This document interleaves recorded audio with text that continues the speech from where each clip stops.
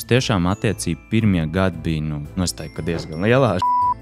Jautājums, kāpēc vīrieši meklē SSR detaļas un sievietes kaut ko mēģina krušināties un darīt? Tas, ko es esmu novērojis, ir tas, ka sievietēm viņas atradīs tos kabargu tā vīrieša acī, bet tos baļķus no savām acīm neizvilks. Sievai jau parasti ir taisnība, man tikai nepatīk tons, kā viņi to pateica. Ja vīrietis attīstās, tad sieviete dabīgi iet viņam līdzi. Sociālos tīklos tu redzi citu cilvēku skatuvi, nevis aizskatuvi. Nevajag tagad iet un salīdzināties. Viņam ir tā, jūs jau nezināt. Es šobrīd dzīvoju ar kaut kādu trešo vīru vismaz, jo viņš mainās ļoti. Mums vēl ir tas periods, kurā nedrīkst runāt par nākamo bērnu, bet es zinu cenu 5. bērnam.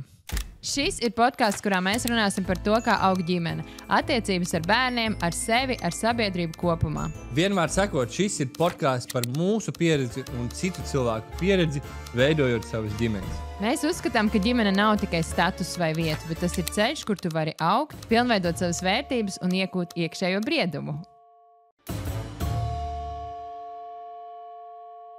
Cheers! Cheers! Tad par labu epizodi, ja? Ziniet, ka meitenes jāsagaida ar bezalkoholisko aparolu šprici, vai ne? Protams. Kāpēc? Protams. Kāpēc tāds noteikums? Nē, tas ir, man liekas, vasarā ir forši, ja tu vari parūpēties. Bet, welcome back, jauna ģimenes podkāsta epizode. Tas ir 1-11. 1-1-1, un, ja iepriekšējā epizodē mums bija 3 bērnu mājās, tad šodien ir visi 4 bērnu mājās. Tā kā ņemiet vērā. Gāzes onkulis arī. Un gāzes onkulis vēl nāks, un vēl kaut kas tā kā, ja jūs dzirdat fonā kaut kāds cilvēks, iespējams, ka tie ir cilvēki. Bet vēl projām Gustavs. Un man super ideāls, apbrīnojams, skaistā sieva. Vēl projām Līna. Jā, čau visiem. Paldies, ka jūs šeit esat un klausaties un aizies tagad kaut kāds rullīts. Nav bez nereklamēšu neko. Bet mēs ChatGPT vairs neprasam par mūsu viesiem, jo par pēdējiem 3 viesiem viņi pateica vienu to pašu. Mums apnika. Mēs gribam kaut ko oriģinālāku. Bet varbūt jūs varēsiet labāk pastāstīt, ne? Jā, šodien pie mums ciemos ir Marta un Dāvis. Ābeles, tā saka, ja? Pareizi, Ābeles. Jā. Mēs esam procesā uz uzvārdu kārtējo maiņu, bet pagaidām Ābeles. Tas mums tāds aktuāla lieta pēdējos gados. Mēs varēsim parunāties.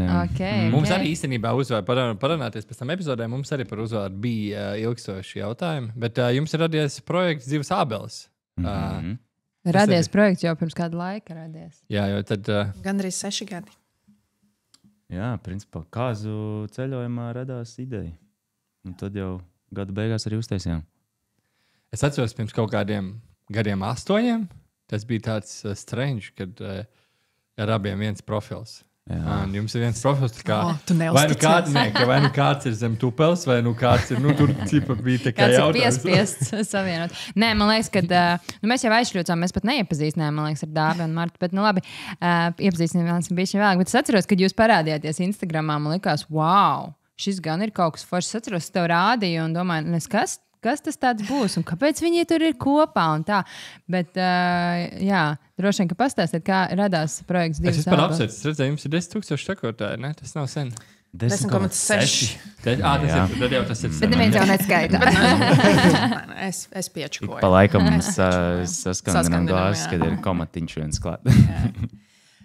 Divu ābeļu projekts radās, un patiesībā tas ir tas, kāda arī tā mūsu ģimenes dzīve ir, ka tas ir tas, ko mums gribas nest tālāk, ko mums gribas rādīt cilvēkiem, kā var dzīvot, kā var forši dzīvot, kā var taisīt foršas partnerattiecības, kā var forši audzināt bērnus. Un tas, ka mēs to darām zem viena profila, likās šausmīgi loģiski. Tas ir par mums, tas ir par divām ābelēm. Tad, kad piedzima pirmā meita, tad, protams, bija joki par to, vai būs 3 ābeles un vai mēs katru reizi mainīsim to ciparu, bet tas viss tomēr sākas ar mums. Tāpēc tas profils vienmēr ir un paliek par mums un par to, kā mēs šo dzīvi kopā piedzīvojam. Neprasās katram savs? Mums jau ir. Mums ir tā kā privātie, kur mēs viens otram stulbus rīlus sūtam. Tie vienkārši ir privātie profili. Nē, ideja tāda forša, es arī skatījos, jums ir ļoti daudz, man liekas, arī tādā sadarbības ziņā. Tev ir tik daudz saturs, ko veidot, tik daudz daudzējādi, un kad tu paņem vienu tēmu, kas ir tās attiecības, tad tu pēc tam darbojies. Līna vairs nejautā to stulbo jautājumu, bet... Vai mēs esam laimīgi? Bet, jā, vai jūs esat laimīgi, jo, kā mēs iepriekš runājam, varbūt dažādi etapi dzīvē. Un tad droši vien, ka pareizs jautājums ir, kā jūs jūtaties šobrīd savās attiecībās un kādā etapā jūs šobrīd esat laimīgi, nelaimīgi. Tieši braucām uz šeit, un tāda forša sajūta, tik, nezinu, daudz laimes. Mēs tieši domājam, es vakar vēl biju mājās, es agrāk ļoti pārdzīvoju par to, ka man nav sanākuši tik un tik miega stundas un tam līdzīgi.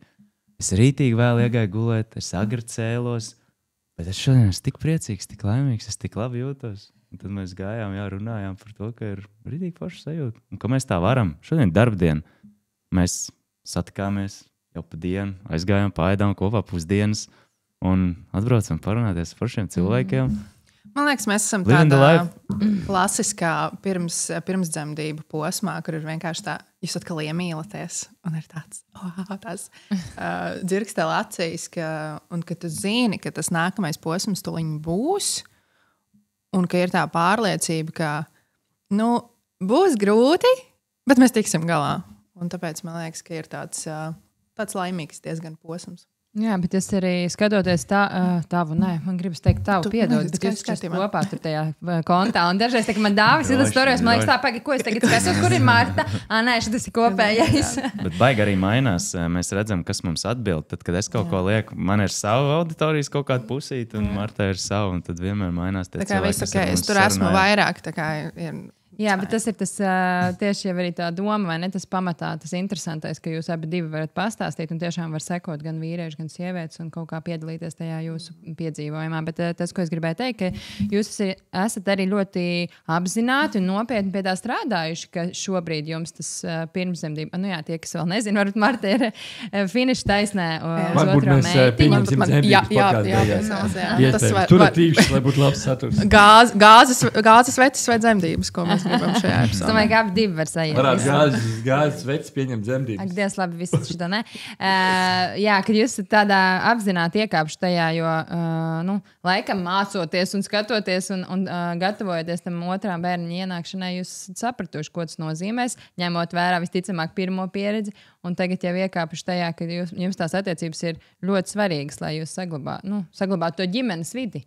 Jā, īstenībā, tad, kad Marija piedzima, man liekas, ka tikai tad mums abiem ieslēdzās kaut kāda, tas, kā es vienmēr saku, kaut kāds apziņas līmenis vispār pieslēdzās, jo mēs esam kopā, kopš mēs bijām bērni. Mēs iepazināmies jau vidusskolas laikā, un mēs esam pieauguši kopā, un man liekas, ka tikai tad, kad Marija piedzima, vispār atnāca kaut kāds tas. Man es laikam negribās tā piekrist. Man tā bija, tev tā nebija. Tu jau biji bišķi jau pie kaut kādas samaņas, es vēl nebiju.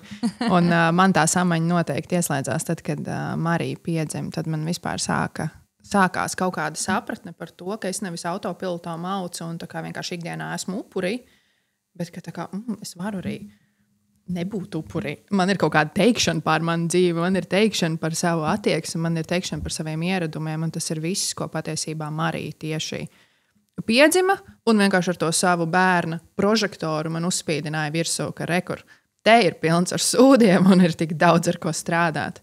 Bet tāpēc mums ar Dāvu vienmēr ir tāds joks, ka Dāvis kaut ko sāk darīt, paiet 3 gadi, un tad es to sāku darīt. Tāpēc viņš vienmēr ir tā kā soli priekšā. Tu neesi gadījumā ierakstījuši ChatGPT, kāpēc tev ir iedots šis bērns? Es zinu, ka jūs ar cilvēku dizainu nodarboties, bet... Mēs, starp citu, mums bija 4 pāru pirts rituāls, un es pirms tam uztaisīju. Es iebroju tam ChatGPT, viņš visu laiku pieļauj kļūdas. Es viņam iebroju, tagad tu ņems datus tikai pēc šiem, viņam tu iedevu savas dzimšanas tās planētas grādus, visus precīzi no zinām avota, ka es zinu, ka tur pilnīgi viss ir pareizi. Un Martas, es paprasīju, lai viņš uztaisa mums kopīgo karti. Un es aizsūtīju pēc tam Martai, un Marta lasa, ka viņš kā var būt tik precīzi? Kā var būt vienkārši tā kā vārds vārdā kaut kāda konkrētas lietas, par kurām mēs runājam. Un... Marija mums ir par robežām, par vērtības sajūtu. Tas ir tas, ko viņa jums māca. Jā. Un atkal tas, kas mēs esam viens otram, arī ir viss par to, kā izvilkt no otra vislielākos triggerus ārā. Un kā pavērst tās attiecības, nevis, ka tu man triggero un tu man tur tā un tu man tur šitā, bet īstenībā bācis, tu man paspoguļo manu vislielāko potenciālu. Un tas ir īstenībā tik krūti, ka tev visu laiku blakus ir cilvēks, kurš tev visu laiku var bišķiņ tā kā pabīdīt uz priekšu. Tu vari vēl, es zinu, ka tu vari vēl. Ir jau bišķiņa aizmirsies, jau, kas tur, mēs esam kaut kādi pretēji, bet tieši tas pretējais ir tas, ko mēs viens no otra esam atnākuši paņemt. Es atceros, tur bija minēts, ka mums ir kaut kur iepriekšējās dzīvēs iespējams bijušas tāds nepabeigts. Toksisks ka attiecības. mūsu šīs dzīves tas galvenais uzdevums ir saprast to, ka mēs nekonkurējam savā starpā, bet ka mēs esam tas viens vesels, kas mums abiem ir jārāda sev pasaulē ar pilnu krūti, Man liekas, ka tas izklausās tā nedaudz ezotēriski, bet es gribu vienkārši iedot to otru pusi arī noskatīt. Tā kā, ja jūs negribat klausīties ezotēriski, tad... Es gribu izstāstīt, kāpēc ir jāpaklausās nedaudz ezotēriski tiem, kas jau ir paspējuši vēl izslēgt ārā. Pirms 2 gadiem tā nevarēja par šito parunāt. Jā, tāpēc, ka tas, ko tu saki ļoti labi, arī es iesaku visiem, paņemiet ChatGPT, ieliekat savus datus, bērnu datus, sievas datus, visu, ko jūs saliekat iekšā un paprasat elementārs jautājums. Un kas ir ļoti interesanti, tu sāksi saprast, ka tas, kas pieņemsim, man ļoti grūti iet ar manu dēlu vecāko, jo man viņam ir jāmāca disciplīna. Es gribu mīlēt viņu. Un ir rakstīts, tajā kartē rakstīts, ka tev viņam ir jāiemāca disciplīna, tev viņam jāiemāca pacietība. Un man tāds reiz, sirdsmieris, ka tas ir mans uzdevums, nevis, ka es tagad tur gribu no viņa kaut kādu milzīgu disciplīnu, par viņu konkrēti. Un vienkārši paņemat ChatGPT, saliekat visus datus un pajautājiet jautājumus. Kāpēc jūs esat satikušies? Kāpēc tev ir šīs bērns? Kāpēc tev ir šīs bērns? Ko tu māci viņam, ko viņš māca tev? Un tādā veidā man liekas, ka daudz straujāk vienkārši var izaugt. Es ieliku arī par Mariju. Man par Mariju arī bija tas, ka viņa caur mani iemācās tai apkārtējā pasaulē drošības sajūta. Es viņai esmu tas drošības ankurs. Un tiešām tā arī ir, ka viņa ar mani ir daudz drošāka. Viņa tur lec no plauktiem un tam līdzīgi. Tāpēc, ka es kā treneris, es viņai viss norādu atbilstošās. Jā, esmu iedevis un viņa tiešām jūtās daudz drošāk.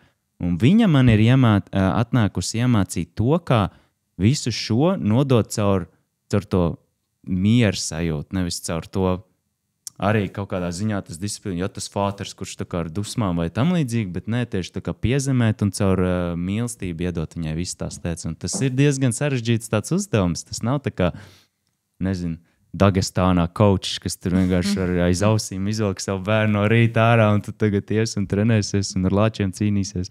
Bet tas tāds man interesanti likās tas, ka Marta pateica, ka Dāvis visu dara 3 gadus bišķiņus priekš, un tad tev ir tā kā jāpavelk. Un atceries, mums arī bija tāda forša atziņa par to, ka tad, kad vīrietis iet, tas ir par tām lomām, ja, ka vīrietis iet pa priekšu, ja vīrietis attīstās, tad sieviete dabīgi iet viņam. Viņai nav variantu. Es izstāstīšu elementāru piemēru. Tas ir vienkārši, es esmu tādā šokā. Mana sieva pāris gadus atpakaļ sāk montēt video.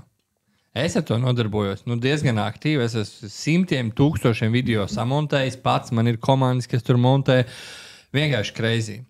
Manai sievai vidēji skatījumi uz kaut kādiem video ir tur, nezinu, 50, 40, 60, 30 tūkstoši. Viņa montē visu pati. Un te ir tas tāds, ka es esmu tur izrakņājies par to visu. Tur, nezinu, gājis pa trepēm, stiepis maisus. Līdz miskastē. Darīs jebko, lai tiktu tur, kur mēs tagad varam. And she's a natural. Un viņa tagad, es jau izstāstīšu. Un viņa vienkārši iekāpa liftā un aizbrauc uz to stāvu, kur es esmu. Un tieši tādējās attiecībās ļoti bieži notiek, kad sievietes vienkārši, viņām nevajag neko pa lielam darīt. Viņām vajag vienkārši nospiest liftu poguru. Labi, es tagad redzēju izkāpt no tā upura. Labi, es izvēlos būt viņam blakus. Nospiest un aizbraukt, un viņas tur ir, un viņām tās visas zināšanas, es nezinu, kā bet tas ir tad, ja vīrietis kaut ko iet un arī dara un attīstās, bet ja viņš sēž un sesā pērk tikai autodetaļas, ko tad? Tad iespējams, ka viņam izjūgs laulība. Nē, tas ir tas, par ko mēs runājam, kad cik svarīgi īstenībā tiešām ir vīrietim attīstīties un iet kaut kā strādāt ar sevīm. Tas īstenībā ir tēma liela, ko mēs arī gribējām ar jums parunāt, jo tu daudz strādā ar vīriešiem, kas it kā ir spēcīgi, vai ne? Un zālē darbojies īstenībā ar viņiem. Man ir gangam, un es teiktu, ka ir 50-50 sievietes vīrieši. Jā, tu vispār tie, kas nezinu, Dāvis ir treneris. Jā, es esmu fiziskās sagatavotības treneris. Un Marta, kas bija tev bija arī kaut kāda profesija? Es esmu viskaut kas pēc papīriem ikdienā. Es esmu jurists un datu aizsardzības speciālists, mācos par dūlu, veidoju saturu, visu kaut ko daru. Podkāstu un cilvēku dizains. Visu kaut ko. Tā kā arī braukājās lift vienkārši. Jā, braukājās. Kurā stāvā es gribu, tajā es esmu. Jā. Bet jā, tas, kā dabūt tos vīriešus, kā viņus. Jo mums daudz jautājumu īstenībā YouTube. Paldies daudziem cilvēkiem, kas raksta komentārus un uzdod dažādus jautājumus. Bet daudz bīdās uz to, kā pavilkt to vīrieti, kā viņu parosināt, lai arī, jo mēs tieši vakar ar Gustavu skatījāmies Spotifyā, 85%, kas klausās mūsu podkāstā, tās ir sievietes. Un, zin, visu laiku liekas, ko tās sievietes 95%, kas seko mums, ir sievietes. Jautājums, kāpēc vīrieši meklē SSR detaļas un sievietes kaut ko mēģina visu laiku rušināties un darīt? Kā mums izdarīt tā, ka ir 50-50, ka vīrieši arī dara? Nu, kā, tas ir tas lielais jautājums, man liekas. Man jau liekas, ka šeit ir tas pats salīdzinājums, kas ar trauku mazgāšanu, ka vīrietis tagad grib aiziet nomazgāt traukus, un sieviete pēkšņi pasaka, tu vari nomazgāt traukus? Stop, viss momentā. Vairs negribās mazgāt traukus, tev uzreiz dabīgi izveidojās tā pretestība, un man liekas, ka tur jau ir tā problēma, ka tas vīrietis nav jāpašo, ir vienkārši jāatļauj viņam izdarīt to, ko viņš ir tagad ieplānojis izdarīt, un viņam jau kaut kad atnāks, citādi tā visu laiku ir tāda tā kā cīņa. Nu, es esmu kaut kur dzīvē tā pamanījis, ka strādā šis te variants. Ja tev kaut kur pušo, un ja tā sieviete it kā caur puķiem, bet mēģina tev piespiest kaut kādas lietas darīt, tad nenotiek. Tas, ko es esmu novērojis, ir tas, ka sievietēm viņas atradīs to skabargu tā vīrieša acī, bet tos baļķus no savām acīm neizvilks. Jo Marta man īsti nekad nav kapājusi. Viņa nekad nav kaut ko mēģinājusi no manis panākt. Viņa ir parasti man piedāvājusi. Un man ir palikusi tā izvēle.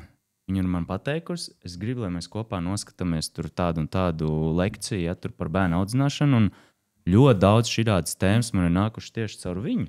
Šis man arī Līna ir daudz, ka teikusi, paskatāmies. Jā, citreiz, ja es neesmu bijis klāt, viņi man izstāst par to, un es labi orientējos. Man patīk tas, kā viņi man izstāst, man patīk tas, ka mēs kopā, un es zinu to, ka es daru tagad šobrīd kaut ko tādu, kas viņai ir svarīgi. Un tad, tieši tāpat arī sievietei darīt kaut kādas lietas, kas ir svarīgas tam vīrietim. Kā tu pie tā nonāci? Tas bija kaut kāds, ka tu mēģināji no sākuma pušot, redzēji, ka nestrādā strīdi un viss pa gaisu, vai arī kaut kā tu meklē to ceļu? Vai? Es pat nezinu, jo man arī grūti tādā ziņā relētot, jo Dāvis vienmēr ir bijis tas, kurš pats ir gājis savās praksēs. Man nevienmēr viņas ir bijušas skaidrs, nevienmēr viņas priekš manis ir bijušas pietiekami legit vai tam līdzīgi. Science-based. Jā, bet es nekad neesmu varējusi izcīnīt savu taisnību. Tas nekad nav strādājis. Tas vienmēr ir bijis par to, ka Dāvim tagad ir šitāds posms, viņš viņu iet un dara, un es varu vienkārši sēdēt un gaidīt, ka man vīrs būs mājās atpakaļ. Un es pa šiem gadiem esmu pieradusi, ka šī, man liekas, es šobrīd dzīvoju ar kaut kādu trešo vīru vismaz. Jo viņš mainās ļoti. Laika, tāpēc, ka es ļoti daudz attiecību sākumā, un es pirms pusotru gadu, 2 gadiem, kad mēs beidzām pārterapiju, es tikai sāku kaut kāds robežs vilkt, jo līdz šim jau bija tā, ka es visu laiku centos parūpēties par to, lai visiem telpā ir labi un tad tikai kaut ko sev. Un tagad ir tā, ka es daudz vairāk pasaku nē, un mēs redzam to, ka tiešām visiem ir labāk. Nevis, ka es izdaru kaut ko, tāpēc, ka es varu tagad izdarīt, bet pagaidiet, kamēr es pabeigšu šito savu lietu, un tad es pieķeršos klāt jūsu lietai, ka es neatlieku savus darbus, jo es ritīgi dziļā depresūhā biju iegājis, ka man vajadzēja domāt veids, kā es tiek ārā. Un tas gan ietekmēja attiecības, gan bet jā, veselība. Varbūt ir, nezinu, sieviete vai vīrietis varbūt ir ticis līdz šim podkāstam, viņš klausās un viņš jūt, ka ir dimbā, ka nevar tikt ārā. Jo es par šo teikšanu, mēs varētu par to diskutēt, jo es atkal, man ir tā pārliecība, ka tu vari pateikt jā visiem, ka to var izdarīt, man arī tā realitāte to rāda, bet vairāk par to, ka ir cilvēks, kurš sēž un saprot, ka nav variantu, vai sieva sēž un redz, ka vīrs SSA pavada pišķi par daudz laiku. Kas ir tas, ko tu ieteiktu tādas kaut kādu abets izdarīt, lai tad saprastu, cik smagi tomēr ir tā situācija? Man ļoti palīdzēja tas, ka mēs pāri terapijā aizgājām. Es nemaz nezināju to, ka man ir jāiemācās nodefinēt to, ko es šobrīd jūtu. Varbūt, ka tas cilvēks, kas sēž tajā sesā un meklē kārtējās mašīnas detaļu, mēģina ar to apmierināt pilnīgi kaut kādu citu vajadzību. Un šis laika atkārtojot vienu un to pašu darbību, viņš nedabūs to, kas viņam ir vajadzīgs. Viņam ir vajadzīga cita informācija, viņam ir vajadzīgs paiet dziļāk. Vai tā ir ezotērika, vai tās ir kaut kādas prāta lietas, kas ir saistītas ar psiholoģiju. Mūsu gadījumā rītīgi nostrādāja tas, ka mēs aizgājām uz pārterapiju. Es sapratu, ok, man ir kaut kā jāiemācās par savām sajūtām runāt, jo es iepriekš neko nevarēju. Pašā attiecību sākumā es vienkārši, kā tev ir, viņi redz, ka man kaut kas nav labi, ģīmī rakstīts, vai ne, es normāli. Jo mēs defaultā esam tie, ka Dāvis nerunā, es esmu histēriķa. Kāpēc nerunā, kas tu virdi, vai saki, es taču redzu. Man buhņā uzdod 100 jautājumus, un es nezinu, kā lai uz visiem viņiem atbild. Ja uzdot vienu, es varētu atbildēt, uzdod man 100. Tad, Bet jā. tas, man liekas, ir ļoti daudziem vīriešiem. Nu, bet kas tas tāds ir? Ko jūs nerunājat? Ko Varam parunāt par piesaisti. Man bija tikko lampā, es biju, un man tur teica viena sieviete blakus sēdē, kurā ir viens bērns. Viņa domā, ka valstī pa maz psihologu, valsts nodrošina pa maz bezmaksas psihologus, lai es saņemtos uz otru bērnu. Un viņa man teica, ka vīrietim bērnu ienākšana esot non-event. Tā kā sievietē tas ir life-changing experience, un vīrietim tas ir non-event. Un kaut kādā zemapziņā, kaut kur tas sabiedrībā visu laiku ir, ka vīrietim jau nekas nemainās. Bet vīrietim, kurš ir pelnījis naudu un visu to naudu nodzēris, vienalga, ko mēs darām, kāds nodzer, kāds nospēlē, katram ir kaut kāds izklaides jaunībā, kur viņš tērē to visu naudu. Tajā brīdī, kad ienāk tas bērns vai laulība, un viņš uzņemās par to atbildību, turpmāk visa tā viņa saražotā enerģija, kaut vai sēžot esā un tirgojot tās detaļas, viņu ir jāliek kur, jādod kādam projām. Tas nav skaidrs, tur nenāks tur 10% atpakaļ, vai tā vienkārši ir jādod, lai tas vispār spētu pastāvēt. Un man liekas, ka te ir ļoti svarīgi saprast to, ka vīrietim ir diezgan sarežģīti izkāpt no tā, kā tu teici, sākumā ar upuri, tāpat kā sieviete, tāpat ar vīrietim ir šis upuris, kurā tu esi iekāps. Ak, Dievs, man par to visu jāparūpējas, man tas lietas man mieru. Man jāstrādā, es esmu noguris, man jāceļās uz darbu. Bet mēs varam divi pāri, man liekas, diezgan stabili pateikt, ka, tā kā tu minēji, ja tu gribi kaut ko jaunu, tad vecais sistēma nestrādā. Ja tu spēj uzturēt sev vienu pašu ar sirgojot SS detaļas, tad ir kaut kas jāpamaina. Ir, nezinu, varbūt jānolīgs kāds, kas tavā vietā SS detaļas maksā. Ir jābūt, ir jāmēģina meklēt kaut kādu jaunu veidu, kā tās vecās lietas virzīt priekšu. Piemēram, visi iesprūst un grib atgriezties tajā vecajā dzīvē, tik cik ir dzirdēts. Un es to esmu pamanījis arī tiem cilvēkiem, kas saka, vēl vienu bērnu. Tā kā, viņi gaida, kamēr tas pirmais tagad izaugs, un ka viņi varēs tā vienmēr rodas tā sajūta, ka viņi gaida, ka tas pirmais izaugs, un viņi atkal varēs atgriezties savās iepriekšējās dzīvēs. Un es to nekad nesapratu, kāpēc tik ļoti gribās skatīties atpakaļ. Tāpēc, kāpēc gribas iekāpt vecos džinsos? Jā. Es esmu pelnījis jaunus džinsus. Jā. Bet tajos vecajos džinsos bija ērti, tur ir iesādāts. Jā, un tā jau arī ir tā lielākā problēma, jo tas jautājums, ko bieži mums uzdod, pirmkārt ir pie kur pārterapeita mēs gājām, un otrs jautājums ir, kā pierunāt, lai vīrietis grib iet uz to pārterapiju, jo tas, ko daudz kas stāsta, protams, ir baigi skaisti, bet tā realitāte ir tāda, ka negrib tie vīrieši iet. Ko ar viņiem darīt? Es nezinu, es gribētu kaut būt tā atbildi, es varu vienkārši būt pateicīga sev, Dievam un visiem pārējiem par to, ka es satikos ar vīrieti, kuru nebija baigi jāpierunā. Tu biji tas, kurš teica, ka šo sarunu... Man pietiek. Jā, Dāvis pateica, ka viņš... Es nerunāšu, ja mums nebūs trešais cilvēks. Jā. Kas bija tas, ko tu iemācījies tad no tā visa? Kā darīt savādāk? Tagad īsumā lūdzu, ja? Tātad, nezinu, cik jūs mans lielākais teikavējs no pārterapijas bija vienkārši paklusēt. Jo tas, kā... tātad es esmu trauksmainā piesaisti, kas visu laiku ies un čakrais prātu, Dāvis atkal ir tas distancējošais. Un ir bijis ļoti palīdzoši saprast, kādi ir šie divi mūsu mehānismi. Un tas, ka tā pārterapeita mums sēdēja blakus, un tad, kad viņi uzdod Dāvim jautājumu, un viņš neatbild. Marta grib sākt runāt. Un viņš vēl aizvien neatbild. Man vienkārši tāds saka, Dievs, cik mēs ilgi sēdēsim, man jau tā viņa atbilde sen taču ir skaidra. Es taču zinu, ko viņš teiks. Un viņa man kā saka, Marta, tagad Dāvis runā. Un viņš sāk runāt pēc kaut kāda laika. Un viņš nepasaka to, ko es biju domājis, ka viņš pateiks.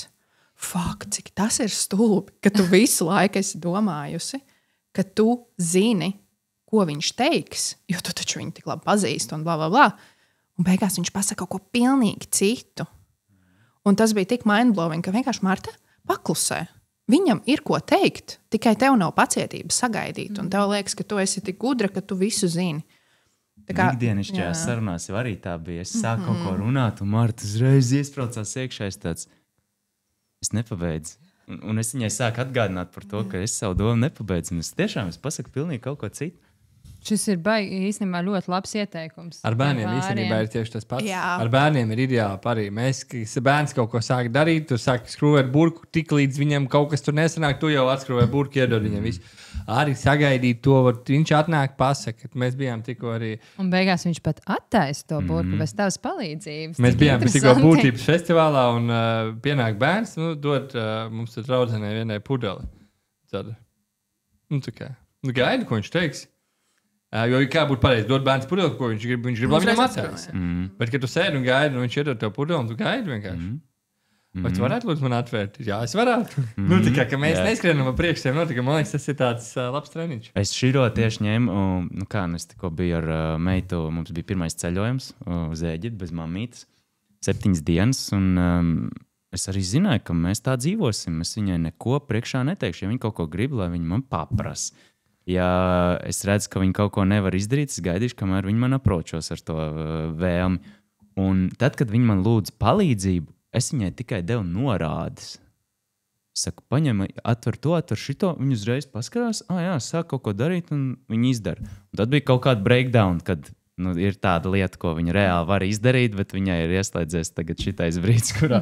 Bet es domāju, tie ir kaut kādi mazie triggeri, kas viņai palaiž to mehānismu, viņai vajag vienkārši izraudāties. Un viss, un tas bērns izraudās un pārslēdzās, un atkal ir pilnīgi normāls bērns to emociju izlaids ārā, un tā kurpīte, kur viņi nevarēja attaisīt. Patiesībā bija vienkārši tas iemesls, kā. Un tā jau ir tā apzinātība, ka mēs vienkārši nevis autopilotā visu ejam, daram, attaisam. Tas būs lēnāk, tas būs, bet tā vērtība, ko tas bērns dabūs no tā, ka viņš pats pamēģināja, un viņi tiešām bija priecīgi, un es viņai arī sāku skaidrot, bet jau kaut kad mums sanāca šāda saruna, tā, es gribu, lai tu man palīdzi. Teicu, vislielākā palīdzība būs tad, ja es tev iemācīšu, kā to izdarīt, nevis ja es tev izdarīšu to tavā vietā, vai ne? Tas nedaudz, viņi sāk domāt. Tas, man liekas, ir nedaudz tajā mūsu sistēmās, kurās mēs esam dzīvojuši. Mums plānojās viena epizode, kur mēs par šo nedaudz vairāk parunāsim par to, kā nedarīt bērnu vietā un kā bērni vēl var apgūt lietas pasaulē. Un, mums arī bija šogad diezgan liels ceļojums ar Līnu, bet par to mēs parunāsim citā epizodē. Izglītības pasaulē. Jā. Tātad, terapija bija pirms vai pēc bērna? Pēc. Tāpēc es saku, ka tad, kad Marija piedzima, tad man vispār atnāca tā sajūta, ka kaut ko var vispār darīt. Bet mēs jau pirms tam diezgan daudz pašterapeitojāmies. Es ļoti daudz līdzi iekšā vis kaut kādās lietās. Tas īstenībā sākās ar to uzvārda maiņām un visām šīm lietām, kad mēs sapratām, ka ir kaut kādas lietas, ar kurām ir jāstrādā. Jo mums tiešām attiecība pirmie gadi bija nostāja diezgan lielā.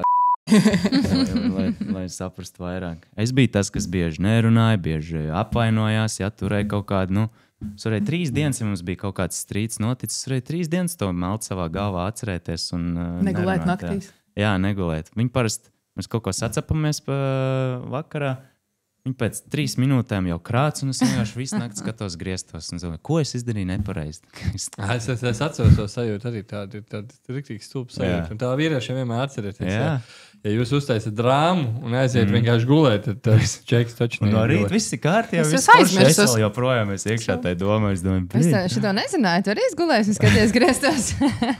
Tu varbūt neesi tik histēriska kā es. Viņai tiešām tādā, bet tāpatās tev ir arī šobrīd, kad mums ir 4 bērni, tur attiecības arī ik pa laikam, reāli nepatīk tonis kādā pasaklēs. Tā kā tu teici, ja tu iesi man teikt šito te, tu šo normāli pateikt. Un tas tik ļoti mainās tā vēlme vīrietim kaut ko darīt, ja vienkārši atrod kaut kādu normālu formātu, kā viņi mēs pēdējo reizi pa pannām sastrīdējāmies. Sievai jau parasti ir taisnība, man tikai nepatīk tons, kā viņi to pateikt. Un tieši tāds pats rīls ir par vīriem. Vīram jau ir īstenībā parasti taisnība, man tikai nepatīk tons. Labi, bet tad jūsu dzīvē pēc cik ilga laika ienāca Marija jūsu attiecībās? Cik jūs ilgi bijāt kopā? Marija piedzima 21. Mēs kopā esam no 2000. Marija šogad ir 4, mums laulībā ir 6, kopā mēs būsim 9. Tur ir daudz. Tad ja jūs esat vēl jauni. Mēs esam, mums tikai 30 abiem. Koķis pievienojās. Koķi muša arī lidinās, vai ne? Apkārt. Joprojām muša mēģināsim izgriezt. Tā ir kaut kāda muša, kas grib reāli tajā podkāstā visu laiku piedalīties. Un jā, tas, ko tu varbūt vēl vari pieskarties bišķiņ tam, ko tu teici, ka Marija tev ļoti izgaismoja visādas lietas tavā dzīvē, kas ir ko varētu. Bet man izklausās, tu teici, ka tu daudz ko saprati par sevīm, bet pasaka, kā tu teici, jo man likās bišķiņu otrādāk no tās otras puses, kad viņi tev paspoguļoja. Nevis... Man grūtniecei tagad pasaki, kā tu teici, es neatceros, ko es teicu. Principā bija tā, ka Marija piedzima, un man laikam vislielākās problēmas sākās tieši ar maniem vecākiem. Un tas arī tas, ko Dāvis saka, ka tās dzimtas lietas kaut kādas tu sāc gribot, negribot, rakņāties kaut kādā savā pagātnē. Es atceros, bija dažas tādas Marijas raudāšanas epizodes tajos pirmajos mēnešos, kur es viņai histēriski sāku raudāt līdzi, un es sajūtos tā, it kā es būtu tas mazais bēbīts, kas raud.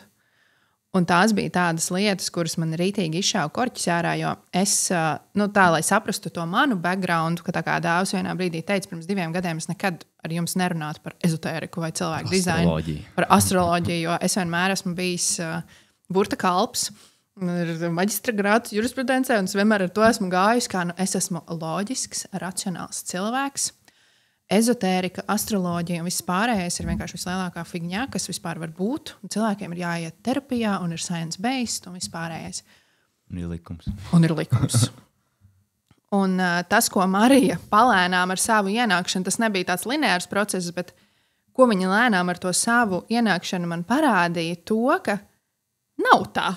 Tas nav vienīgais. Ir vēl vis kaut kas cits apkārt, ir vēl vis kaut kādas lietas, ko mēs varam paskatīties, noķert, saprast par sevi, kas nav nekur ierakstītas, kas nav nekur izpētītas, kas nav tajā likumā rakstītas. Kas nav loģikā pamatotas. Un man to bija ļoti grūti saprast. Un Dāvis atkal vienmēr ir bijis ļoti ezotērisks. Viņš vienmēr ir bijis par cipariem un spalvām un visu šo tādu. Sākās par šo visu. Jo man likās vienkārši, kā es varēju aprecēt šitādu pajolu, kas vienkārši tā kā tas bija īstenībā mums cipari viņam.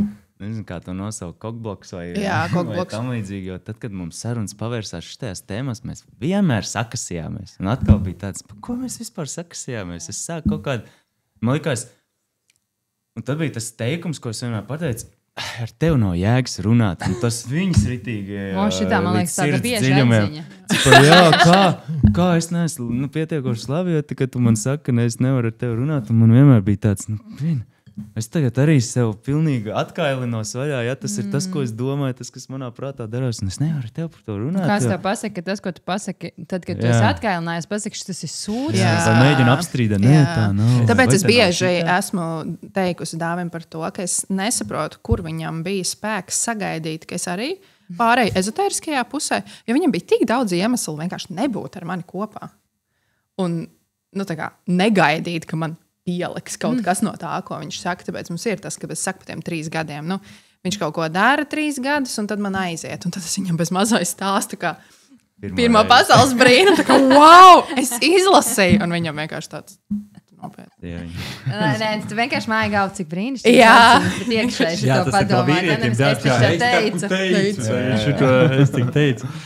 Bet man ļoti bieži ir, godīgi sakot, ja tā paskatās, ja manī klausās, es tā iedomājos, manī klausās cilvēks blakus. Es tā kā apzināti arī varu paklausīties, ko es runāju. Es nezinu, kā var izturēt. Jo tāpēc, ka saprotu, ka man tā frāze, es izdomāju, viņa bija reāli 2 reizes dienā. Un kā viņai saglabāt vēl projām? Ko tad tu izdomāji, mīļais? Tāpēc viņa gāja par dūlu mācīties. Jā, starp citu, tas ir viena no labākajām lietām, kas ir iemācīt dūlu mācībās, ir klausīties. Un vienkārši klausīties. Jā, un ļaut tev pašam atbildēt, jo Gustavs savā ceļā uz miljonāru statusu ir vienkārši, es vienkārši teicu vienā brīdī, sākšu skaitīt, cik reizes viņš nav ienācis pa durvīm un es izdomāju. Un es vienkārši, labi, un es klausos, ko viņš ir izdomājis. Tāpēc īstenībā jūs esat ieguvēji, ka jūs esat precējušies ar dūlām, jo jums vienmēr tā kā kāds uzklausīs. Bet tas jau arī ir bijis ceļš, mēs jau nesākām, vai ne? Protams. Kā dūls. Man neklausās. Jā. Pabeidz mans teikums, neļauj pabeigt man domu. Un tad es iesprūstu tajā, ko viņi pateica. Tāds, nē. Es pazaudēju savu domu. Tāds, Tā kā tas ceļš ir bijis tāds bumpy. Bet tajā pašā laikā vienmēr viņš ir, tomēr tā sajūta iekšējā ir bijusi par to, ka, pat ja mēs neejam pa vienu taciņu, mēs ejam uz to vienu virzienu, un tas jau patiesībā ir tas pats svarīgākais. Tāpēc, atgriežoties pie tēmas, kā vīrieši dabūt pāri terapijā vai tam līdzīgi, man liekas, ka svarīgākais jau ir pašam ar sevi tikt galā, visas skabargas pie sevis atrast, un kamēr vien jūsu tas pamats ir vienās vērtībās balstīts, nav svarīgi, kurš no jums iet ātrāk, kurš iet lēnāk, kā jūs kaut kur satiksieties, bet galvenais, ka jūs kaut kur lai tās paralēlās realitātes kaut kur saskarās ik pa laikam. Tā jau arī stāsta ezotērikā, ka vienkārši ir jāsāk ar sevi. Tas otrs pielāgosies kaut kādā brīdī. Tā mūsu attiecībās ir bijis ar sportu. Marta ir pateikusi, ka es principā sportoju tikai tāpēc, ka es sportoju. Ar visiem tagad ēšanas paradumiem arī. Tas bija tas, ko viņi beigās tomēr paņēma no manis. Un līdzīgas lietas es ņemu no viņas. Jā, tās viss pieduršanās, bērnu audzināšanā, cilvēku dizainu un tam līdzīgas lietas. Es ļauju viņai mājās runāt, un es klausos, es viņai iedodu arī to telpu, kur izventilēties, vai ne? Un es no tā ritīgi daudz arī iegūstu. Un viss kaut kādas daudzas iespējas man arī atnāk tieši caur sievu. Bet ir interesanti tas darbs ar to savu pārliecību, jo kas mums notiek, pieņemsim tā pati ēšana, sports, es dzirdēju, ka tu arī visādām crazy praksēm tur esi gājis cauri. Es arī esmu bijis aizrāvies ar visādām lietām. Mēs tikmēr aparoli. Rīvējis. Tas ir bezalkoholiskais. Mēs rīvējam akmeņus 2 stundas sēdēs pludmalē vienu pret otru sievu, tikmēr droši vien ar aparoli, pēc tam piebrauc ar liftu klāt. Bet tas, man liekas, ir ļoti svarīgais un būtiskais ir ticēt kaut kādai tā idejai, uz kuru tu kā vīrietis virzies. Un tajā brīdī, kad tu būsi super pārliecināts, tad vairs tavu sievu nečakarēs prātu. Viņam, labi, šitā, kā tu teici, nevaru atrunāt no šitā, labi. Kaut kā jāsadzīvā šo. Man liekas, tā lielā pārliecība. Un bieži vien tie, kas domā, ka mani sievas tur neatbalsta vai mani vīri neatbalsta. Īstenībā tas nav par to otru, tas ir par sevi. Vai tu esi tiešām pārliecināts, vai tu esi gatavs iet un darīt, un nevis tur. Jo tā jau arī bija. Viņa man bija tāds trenažieris. Viņa bija tā, kas man bija pirmā pretestība, kas man tā kā būvēja to manu pārliecību. Jo es jau gadiem ilgi teicu, ka ārpus varbūt tā neizskatās, bet man tas pārliecības trūkums bija un visu laiku ir bijis. Tas ir tas iemesls, kāpēc es gāju šo ceļu, to fizisko ceļu. Es caur to fizisko ceļu dabūju sev to pārliecību. Ar visām kāpšanām ringā, stāšanās pretī tur nāves briesmām un tam līdzīgi. Es būvēju ar katru brīdi, un viņa vienmēr bija tā mājās, kas notrigeroja to, un man vajadzēja kaut kādā ziņā. Vai tad tev šito vajag? Jā, tā kā. Kādi jā? Jā, es tā kā visu, un tikai pēdējos, principā, gados tā pārliecības jūtu, ka ir. Bet es gaidīju no tevis, ka tu par vīriešiem teiksi, ka viņiem ir jāiet sportot. Es reāli gaidīju no tevis, ka tu pateiksi kā vienu no pirmajām lietām. Jo tas smieklīgais teiciens. Tas ir risinājums visam? Nē, tas ir tāds labs starts, jo man liekas, ja tu jūties emocionāli, tur sagrauts, aizēji pasportot, tu sapratīsi, ka tu esi fiziski surīgākā stāvoklī nekā emocionāli. Jā. Bet tā ideja, ka man likās, ka tu ieteiksi, ka rekur ejiet kustēties, jo caur to kustību tev ir tāds pirmās uzvaras, un tad tu iegūsi to pārliecību. Un tad, jo mans ceļš ārā no lielākās pakaļas, kas man ir bijis, bija caur to, ka es nolēmu finišēt Ironmanu. Tas bija mans tāds mērķis. Es atceros, skrēju tos pirmos 3 km kalnā. Man liekas, ka reāli dead people. Bet, tas noteikti ir svarīgi, jo tas bija pats sākums. Es jau to sāku darīt no zēna kājas. Tāpēc man tas... Viņam tas pat neliekas kaut kas pieminēšanas. Jā, man tas neliekas. Es jau vairs neiedalu svarīgi, tāpēc, ka tas jau ir default settingā, un tad ir cits lietas, kas man šobrīd ir svarīgas. Bet tas default settings jau kaut kādā ziņā ir tas pats svarīgākais, vai ne? Un tāpēc... Jā, sports noteikti, jo tas tev iemāca disciplīnu. Es arī ļoti daudz ezotēriskās lietas salīdzinu tieši ar treneru praksi. Tas ir par to, ka kā tu vari palikt stiprāks. Tu stiprāks vari palikt tikai tad, ja tu sev ķermenim rada lielu pretestību. Ja, kaut ko tu nevari izdarīt, tev ir jānonāk līdz tam brīdim, ka tu kaut ko nevari izdarīt. Un tad tev ķermenis saņem to signālu, hei, ok, man ir jāsaglabā nemainīgi iekšējā vide, tad es gribu šo te pabeigt, es gribu varēt, un tad ķermenim adaptācija vienkārši palielināts spēks. Jā, tāpat ir par dzīvi. Jā, tāpat arī dzīvē, tais vislielākajās bedrēs mēs tieši iegūstam tās lielākās mācības. Tas ir tas brīdis, kad es spiežu un sev vairs nevaru uzspiest, bet atnāk viss noteikta adaptācija, te ķermenī visi tie procesi saslēdzās, ja, nezinu, ja tas ir kaut kas pa biznesa saistīts vai tam līdzīgi, mums veidojās jaunas sinapses smadzenēs, vēl viss kaut kas mēs izdomājam, atrodam jaunus veidus, un tā pretestība ir laba. Un Marta man bija tā pretestība. Pēc tam tālākā attīstībā, tā jau vairāk tāda psiholoģiska, jo fiziskais man jau bija. Tāpēc es saku, no ārpuses cilvēku, viss, kas saka, kā tu nepārliecināts.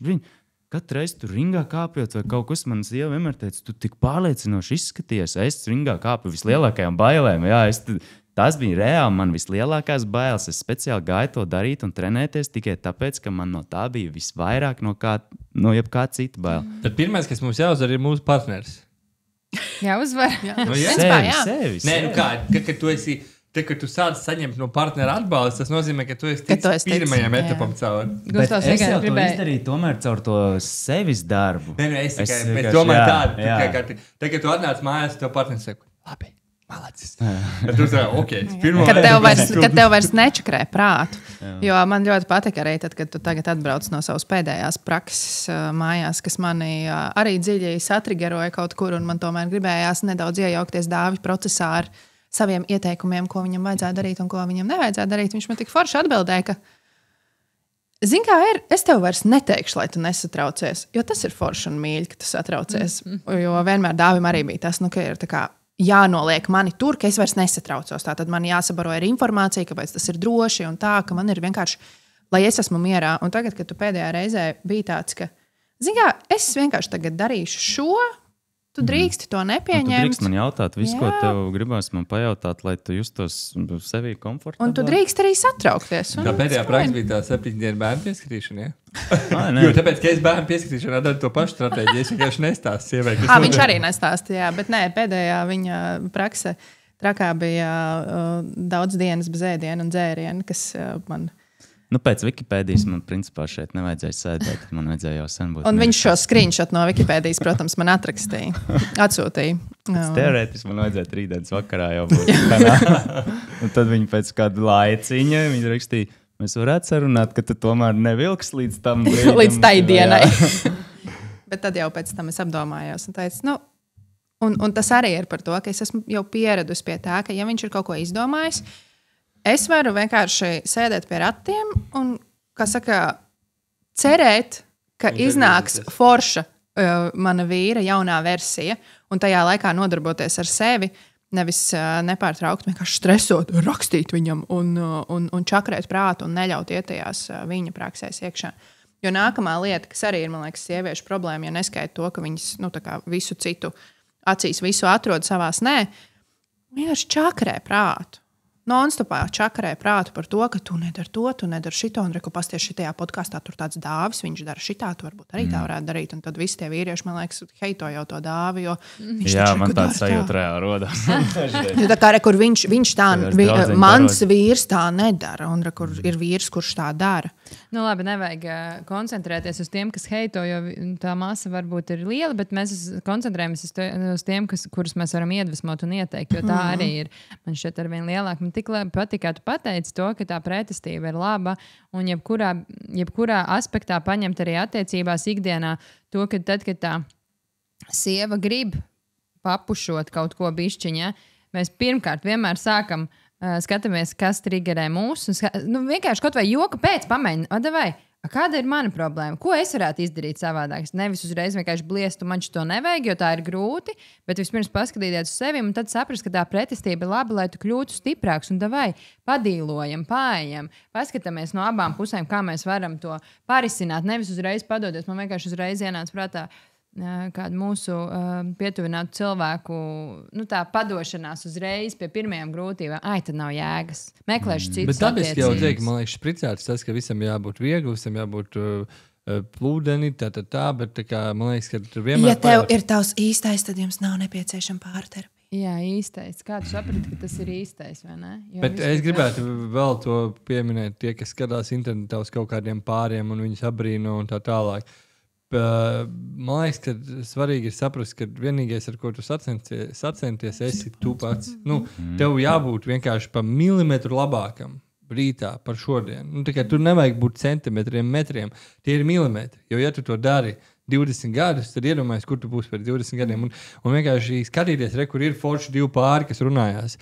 Jums obligāti jāieliek zem video laika, ja jums jāieliek kāds komentārs, jāpadalās sociālajos tīklos ar šo podkāsts, kādu labu epizodu. Tas ir svarīgi, bet nevajag tagad iet un salīdzināties. Viņam ir tā, viņam ir tā. Jūs jau nezināt, tu arī saki, tu biji izgājis uz skatuves, viss skatās kā uz super pārliecinātu vīrieti, iekšā tu vienkārši redz tālu.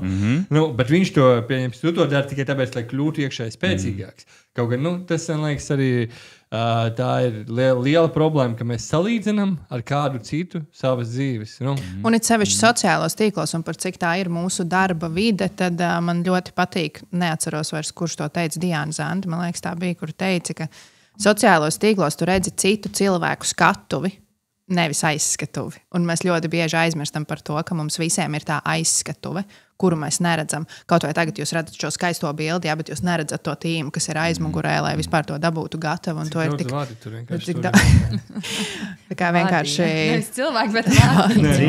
Dzīvnieki, cilvēki, vādi, jā, un neviens no to vienkārši pat nenojauš. Un tas ir tāds labs atgādinājums, ko visu laiku teikt, ka mēs scrollojam citu cilvēku skatuves, un mēs neredzam tās aizskatuves. Tāpēc man vienmēr gribējies parādīt, apgriezt ar kājām gaisā visu. Un aizvien vairāk, jo, piemēram, cīņas sporta sabiedrībā runā par to, ka nav tā, ka mēs kāpjam ringā, mēs nebaidamies, ir bail. Vai ka bērns Ēģiptē nekad neraud. Jā, ir citreiz tā, ka tā cīņa, no kuras tu biji vismazāk sabies, bija visgrūtākā cīņa, tāpēc, ka tev nebija iekšā tās bailes, tev nebija tas instinkts iekšā, tev likās, šis tev būs easy. Un beigās tu saproti, šeit ir jācīnās, un tad tev kaut kā jādabū augšā, ir tas adrenalīns, viss pārējais. Un tās cīņas, kur tu esi visvairāk bijis nobijies, tās izrādās vislabākās. Šitais ļoti, man liekas, var savilkt ar īsto dzīvi. Tad, kad tev ir liela pretestība, kaut kādā, tu otrs kaut ko pasaka, un tev kaut kas aizskar, vai tur, kur tu sajūti šo kaut kādu risku, es arī bieži vien kaut ko bērnam, kā atvainoties bērnam tagad. Tu esi bērns, ko atvainoties. Tagad tu sajūti, ka ir kaut kāds tas triggers, un ieiet tajā triggerī. Pamēģināt, kā tur būs. Un tas tas arī, ko Līna saka, ka joka pēc paprasi sev. Un viena no praksēm, ko es arī esmu paņēmusi no pāru terapijas, ir nevis šaut uzreiz dāvim nost visus viņa argumentus, jo man taču ir tik daudz, ko pateikt pretī, bet bišķiņ apstāties, paklusēt un pajautāt sev, kādies būtu, ja es pieņemtu, ka viņam ir taisnība? Un kā būtu? Un tad es bieži vien sēžu, klusēju, klausos, vienkārši procesēju savā galvā to, ka nevis es tagad ieņemu to karotāju pozīciju, ka es tev pierādīšu, kāpēc tu domā nepareizi, bet kādies būtu, ja tev tiešām ir taisnība? Bet vīrietim jau ir taisnība.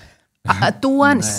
Kādā tonī viņš pasaka? Es mācījos, Kabalā bija rakstīts, ka partnerattiecības ir tik ļoti svarīgas tikai un vienīgi tāpēc, ka pirmkārt dvēselē ir vislielākā izaugsme, tad, ja mēs tomēr izdomājam dzīves laikā veidot attiecības un ražot bērns un tam līdzīgi, bet sievai vīrs un vīram sievs, vīram kā tu to aperolu dzert?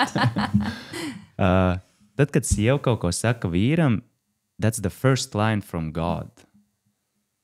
Tas ir patiesībā message no Dievs caur tavu sievu vai Dievs caur tavu vīru būs pirmais komunikators. Un tāpēc mums bieži vien ir sieva kaut ko pasaka un ir tā lielā pretestība, tāpēc, ka tas ego jau ir jāsalauž. Kāpēc ego ir jāsalauž? Tāpēc, ka tam ego vēl nav pieredzes šajā lietā, tāpēc ir tas grūtums, tā pretestība, bet tad tu tāds apstājies. Ok, tu izelpo, tu saproti, tu apsmadziņo, un tu pamēģini, un saproti, kur es visu laiku biju, tiešām, kad aiziet. Tas ir tik smieklīgi, man sieva saka, man liekas, ka tev šo cilvēku nevajag strādāt kopā. Es saku, ko tu man tas stāsti? Vienreiz, otrais, trešreiz, ceturtreiz, visi tie cilvēki, ko man sieva ir kļūdīsies, nestrādā ar maniem kopā. Nevis kļūdīsies, bet man teiks, un tu liekas, kā tas var būt? Viņi neko nezina, ne par situāciju, ne par darbu uzdevumu, vienkārši. Man tā liekas, ka tā nav labi. Vispār teicu, ka nevajag podkāstu rakstīt. Pirms nedēļas viņa teica, ka vispār es esmu baigi pateicis. Bet tie bija otrie vārdi. Tie bija, ka nevajag. Tev arī vienmēr, man liekas, ir jāspēj tulkot, vai tas otrs cilvēks, kas to saka, viņš saka no savām bailēm, vai no kā viņš to saka, vai viņš tev grib pasargāt, vai tās viņas bailes, vai tas ir tiešām... Viņa ir resursā, un viņa tev pasaka to, ko viņa jūt tajā brīdī. Un te ir baigi arī svarīgi saprast, vai tas otrs cilvēks ir resursā, un viņš dod no sirds vai no savām bailēm. Un šeit var vērot, vai tev tas triggerē vai nē. Ja tev tas netrigerē, visticamāk, ka tā nav taisnība, tāpēc, ka nav tā pretstība. Tad, ja tas sāk triggerēt, tad tur ir tā izaugsme. Jo to skaidroja arī tā, piemēram, ietais glāzi, tagad ielicis zem ūdens, aizspiedis viņu ciet, un ielicis tur dziļi iekšā ūdens, tur grib ielausties.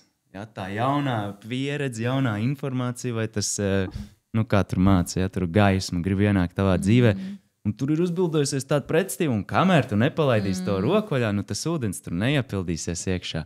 Un tad, cik ilgi tu to roku tur turēsi, cik ilgi to spiedienu mēģināsi. Man uzreiz tikai gribētos noņemt, tas liekas loģiski, bet jā, tas tas droši vien arī par kaut ko stāst. Man vispār liekas, klausoties arī jūsos, cik tā atziņa man atnāk, cik īstenībā interesantas ir partnerattiecības, cik forši ir tad, kad mēs ļaujam ienākt kaut kam jaunam, nevis turamies pie tā sava, un tas ir tik grūti, man liekas, turēties ar nagiem zobiem pie tā vecā, mēģināt būt un sēdēt, es darīšu par savam un darīšu tā, kā man ir ieiets, un tagad tas ir fucking grūti. Man ekrāni ir 911 Porsche, bet savā dzīvē es neko nemainu, tad tu pie viņa netiksi.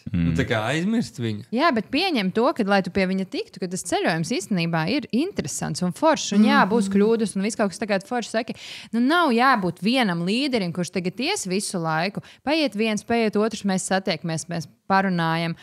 Ejam tālāk, vai viens bišķiņ lēnāk, viens ātrāk, un tā, vai ejam vienkārši kopā tajā vienā virzienā, un nav jāiet soli solī. Viena no lietām, ko man ļoti ir paticis, ko Dāvis kaut kādās mūsu nakts sarunās ir izvilcis, ka ir vienkārši partnerattiecībās ir sezonas. Tāpat kā visur citur ir sezonas un gada laiki, un arī tagad mēs esam tādā gada laikā, kur es Dāvim šodien teicu, it's your time to shine. Es gribu vienkārši gulēt dīvānā un dzemdēt un bēboties un pupoties. Un šis ir tas laiks, kad tu ej pa priekšu, jo man ir tā kā citi uzdevumi. Un atkal pēc tam būs kaut kāds laiks, kad mēs samainīsimies un tam līdzīgi. Un tas, ko tu saki, galvenais ik pa brīdim satikties, iečakoties, paskatīties, vai mēs esam on the same page. Un ja mēs esam pārāk ilgi ievilkuši to satikšanos, tu uzreiz redz, bērni spoguļo, partnerattiecības spoguļo, mēs sākam strīdēties par pannām, mēs sākam strīdēties par kaut kādu pilnīgi absolūtu figņu. Un tie ir tik ļoti labi tādi, tie kompasiņi, ja, tās mazās sarkanās lampiņas dačikā, kuras parāda, ka jums vienkārši ļoti sen nav bijis brīdis, tāds kvalitatīvs brīdis divatā. Tas bija tieši par tiem gadu laikiem, tas bija, tad, kad mēs tagad pārvācāmies. Pirms tās pārvākšanās vienkārši ļoti daudz darba, ja, tur jānorganizē tas, tad mēs tur kastes krāmējam, tad tur Marija, tad dārziņš, tad Marija slimo. Mēs divatā vienkārši, man vēl kās līdz vēl darbi. Es stāvoklī, jā, es vēl biju darbos. Jā, un mums uz diviem vienmēr šitā ir, es aizbraucu uz darbu, es nostrādāju pāris treniņus, es braucu mājās, es pārņemu Mariju, Marta izdara savus darbus, tad es braucu atpakaļ uz darbu, novadu vēl pāris treniņus, tad atpakaļ mājās, mēs tur pa diviem to Mariju.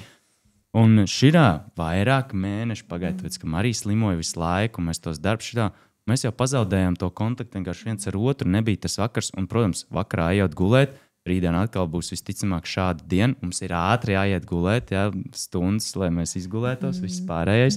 Naktī visticamāk bērns klepos, atkal nepagulēsim, atkal viss šī ir jātaisnojam. Un mēs ieejam iekšā tādā dziļākā bedrē, un tad sākās kaut kādas lietas. Ne? Un tad redz, un es redzu, Martai trūkst tā uzmanība no manis, un es fiziski, kur es tev viņu varēju iedot, un tad es nonācu pie tā secinājuma, mēs šobrīd esam šī gada laikā, mums viņš vienkārši jāizdzīvo. Tūlīt tas viss, kaut kādā brīdī tas viss beigsies. Tas bērns neslimos mūžīgi, vai ne? Mēs nepārvāksimies mūžīgi. Mēs atkal satiksimies, un vienkārši vajadzēja to vienu vakaru pastiept garāk, iet gulēt 2, bet vienkārši širo visu izrunāt. Sākumā tas vienmēr sākas raudāšanu. Galvenais ir pabeigt ar... Galvenais ļaut izteikties, izrādāties. Tad kaut kādā vienā mirklī tiešām iestājās tos spriedzes palaidis vaļā, vai ne? Un, jā, super. Vajag forši. Mēs tam, man liekas, jau stundā esam nopļāpājuši. Es gribēju vienu ieteikumu iedot, kā 4 bērnu vecāks, kad tikai maziņš bērns līdz tam pusgadiņam, 9 mēnešiem pat īstenībā, kamēr viņš pupojās vēl. Ir riktīgi krūti vienkārši braukt trietā uz kaut kādiem, mēs par bijām vienreiz aizbraukuši 3, tev atver vaļā telpas, tur bija kaut kāda pirtiņa, iespoguļi. Mēs aizbraucam 9, braucam mājās 6 stundām. Respektīvi, to mazo bērniņu, tev ar viņu nav jādzīvo mājās. Jūs varat trietā braukt, un tas jau ir laiks divatā, jo viņš pārstāv diezgan daudz guļties bērns.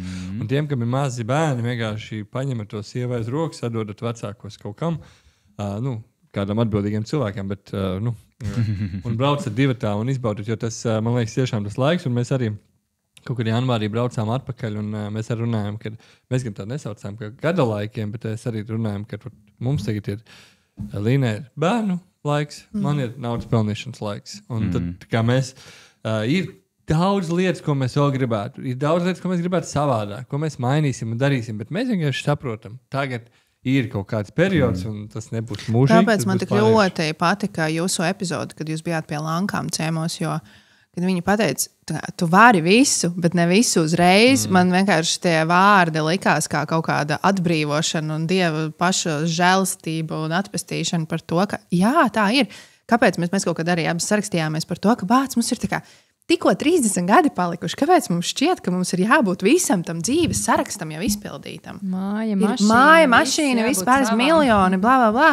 Tā kā jā, tas viss nāks ar laiku un tā tālāk, bet tagad ir sezona. Un tagad mēs vienkārši ejam cauri šai konkrētai sezonai. Mēs zinām mūsu vērtības, mēs zinām mūsu ceļu, mēs ejam viņu kopā, bet mēs nemēģinām katru to soli izplānot. Jā, man arī ir daudz jaunu Džekienes nāk kaut ko pajautā par naudām, par pelnīšanām, par vēl kaut ko. Es prasu, cik tu sen to dari. Un viņš saka, man gadu 2, 3 vai 4. Es saku, neuztraucies. Tikai tu esi pašā startā un paskatīties tā kā, jo, tas sociālā dzīve mums rāda 18 gadi, 4 bērni, 13 miljoni. Tā kā mums bišķi citi skatuvi rāda, bet tā ir skatuve. Tieši tā, mēs zinām, ka tā ir skatuve. Bet man ir ļoti interesants jautājums tev, īsumā jums abiem. Tātad mums ir maģistrs finansēs, un mums ir ezotērika. Un mums ir naudas jautājums pa vidu, ko mēs gribētu apspriest. Tātad, ir kaut kāda loģiskā puse, nauda, kā tu pieeji naudai, un ir tā otra puse, kas ir manifestācija, kā tu vari uzmanifestēt visu kaut ko, radīt no nekā. Kāds ir jūsu viedoklis šobrīd? Kur ir taisnība, jā? Jā, kāds ir tas? Kur ir nauda? Jā, kur ir nauda? Kā dabūt naudu vairāk? Patiesībā mēs šodien arī ļoti daudz par šo tematu runājām, jo es patiesībā arī visu mūžu esmu bijusi ļoti liels stresotājs par naudu. Man vienmēr ir bijis tā, ka, ja tur kontā nav tik un tik, es tur no sērijas saslimstu, es stresoju naktīs, no sērijas vienīgais, par ko es varētu negulēt naktīs, ir točni vienkārši. Kad ienāks tas un tas, cik sanāks, kā samaksās to, un vienmēr ir bijis tā kaut kāda štukošana. Bet pēdējā laikā, un it sevišķi kopš kabala ir ienākusi mūsu dzīvē, kur mēs esam pārslēgušies tajā ezotēriskajā paknē. Paskatīt, kas ir kabala, jo jūs abi to pieminējāt, varbūt kādam nodara. Kabala, principā, ir tā ticība, uz ko balstās ebreju tauta. Ticība, man patīk, kā viņš stāsta, ir fiziskās pasaules likumi. Tas ir tā kā no Bībeles izvilkts vēl tā kā dziļāks kopsavilkums, kas ir tā kā paskaidrots. Ja mēs iztēlamies, ir fizikas likumi, ja tu uzkāpsi uz galda un spērs soli uz priekšu, vienalga, tu tici gravitācijai vai netici, tu līdz zemē nokritīs. Vai ne? Un tieši tādi paši ir arī tajā plānā. Ja? Aiz plīvura ir visādi dievišķie likumi, sauksim tos tā. Un viņi strādā, un ja tu viņus atpazīsti, tad tu ar viņiem var arī tur spēlēties un saprast, tagad ir tas mirklis, tad man ir jādara tas, tagad šits.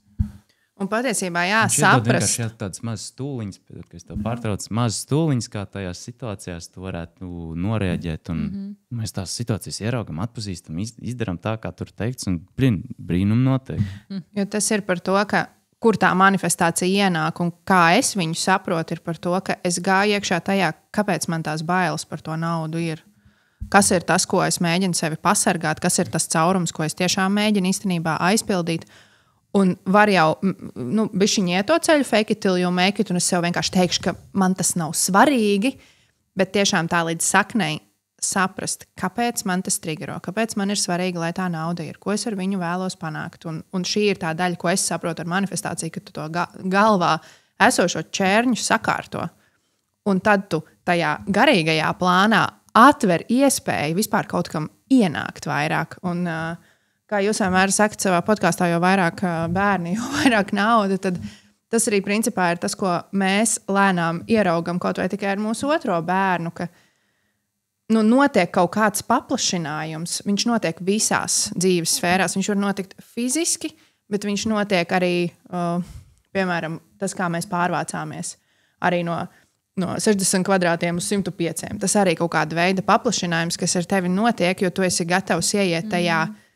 Kāpēc man šitas triggero? Kāpēc man liekas, ka es nevaru atļauties to? Kāpēc man liekas, ka man nepienāks šis? Kāpēc man gribas samierināties ar kaut kādu mazumiņu un nevis štukot par to, kā mēs atļausimies to, šito un vēl kaut ko, bet kāpēc man liekas, ka es nevaru? Kas ir tās greizās pārliecības, kas manī ir iesakņojušās? Un tad, kad mēs pastrādājam ar šo plānu, tad mainās tas garīgais plāns. Tur bija ļoti labs salīdzinājums. Es varu tieši no tās ezotēriskās puses. Kā jūs saprotat, mūsu ģimenē man pieder ezotēriskā puse. 5, 60 un otrā. Jā. Jo tur tāds ļoti labs salīdzinājums. Piemēram, tieši ar biznesmeni. Ir biznesmenis, kuram vienmēr izdodas vairākus uzņēmumus, uzbildot līdz vērtībai 10 miljonu, pieņemsim. Ja? Un vienmēr pēc tiem 10 miljoniem kaut kas notiek, kaut kas nobrūk. Viņš būvē tagad būvē jaunu uzņēmumu, viņam jau iekšā ir tā ticība, ka atkal pie 10 miljoniem kaut kas notiks. Un tas ir vairāk par to sajūtu, kas mums ir iekšā, jo tas cilvēks, kurš piemēram, nedrīkstam mēs arī pieķerties tai naudai, kas mums ir, piemēram, kad tu sevi vērtē jau caur to uzņēmumu, ka tā ir tā tava vērtība, tie 10 miljoni, jo atšķirība būs tajā. Tas cilvēks, kurš sevi ir iekšēji pārliecināts un tic un visām šīm ezotēriskajām lietām, viņam paprasīs, kas notiks, ja atņems tavu kompāniju, viņš uzbūvēšu jaunu. Un tad ir tie cilvēki, kuri stresainā vidē visu laiku mēģina, jo viņi sevi kā to nosaukt? Asociē. Jā, viņi sev asociē ar to savu biznesu. Un ja viņi pazaudēs to biznesu, viņi vairs nebūs nekas. Tad viņiem iekšā ir tā trūkuma sajūta, ka viņi ir nekas, un tāpēc viņiem ir daudz grūtāk, un viņiem dzīves kvalitāte arī noteikti būs vairāk balstīta uz stresu. Jo, ja nu es tagad pazaudēju to biznesu, man taču nebūs vairs nekā, es vairs nekas nebūšu. Bet ja tev ir tā pārliecība, es jau esmu tas, kas to biznesu uzbūvēju. Man ir iekšā man ir visas tās lietas, kas ir nepieciešamas, lai es to izdarītu atkal. Nu, tur tā ezotērika palīdz. Tur palīdz zināt tos likumus, ka tagad es jūtos tā, tāpēc ka man vajag vienkārši šito pārlaust. Ja? Šis ir tas mans izaicinājums. Viņi tur sauc tos par tikuniem. Vai arī tu atnāc ar kaut kādu bagāžu, kaut kāda lieta, kur tev vajadzētu atrisināt, tāpēc ir izveidojušies visādi šādi apstākļi. Ja? Tur vienam cilvēkam, tas ir kaut kāds laiks iekšējs sajūta par naudas trūkumu, citam tā ir vienkārši pārliecība, manā gadījumā pārliecība. Un man tie dzīves apstākļi ir izveidojušies tā, lai man būtu tā iespēja to savu pārliecību uzbūvēt. Un vienkārši zinot šitos te likumus, zinot šitās te kaut kāds likums sakrības, vienkārši var orientēties tajā dzīvē un saprast, es tieši darīšu to. Tāpēc ir abi.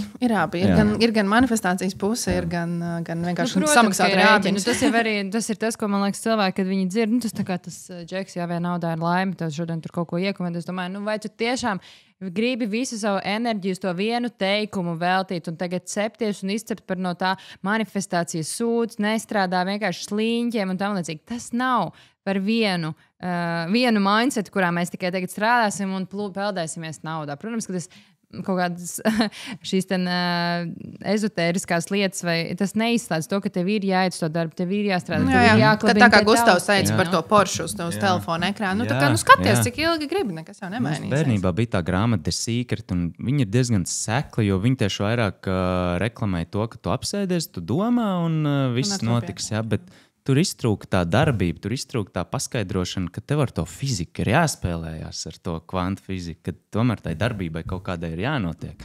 Un īstenībā es savu domgājienu pamainīju. Pirmā grāmata, ko es izlasīju savā dzīvē īstenībā, bija cik gadi? 23.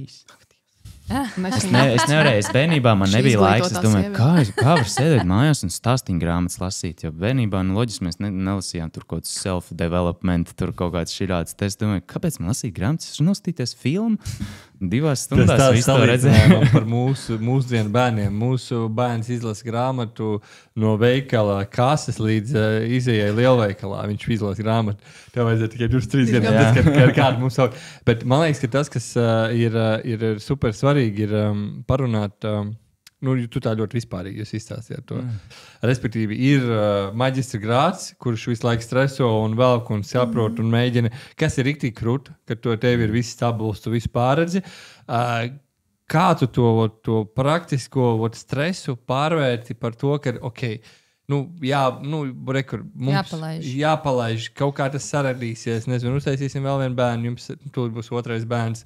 Droši vien jums ir kaut kā ticība, kas varbūt bija kaut kādas konkrētas lietas, ko jūs darījāt, kas jums, ko jūs tagad viens ir, Kabala var palasīt, bet varbūt ir vēl kaut kādas lietas, ko jūs varat iedot tiem, jo es domāju, ka stress par naudu ir, kāpēc es arī ļoti daudz savā mārketingā izmantoju naudu.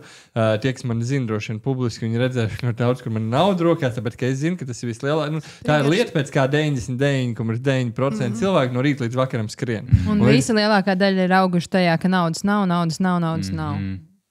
ir slikta. Un viss, kas pelna naudu, ir ļaundari.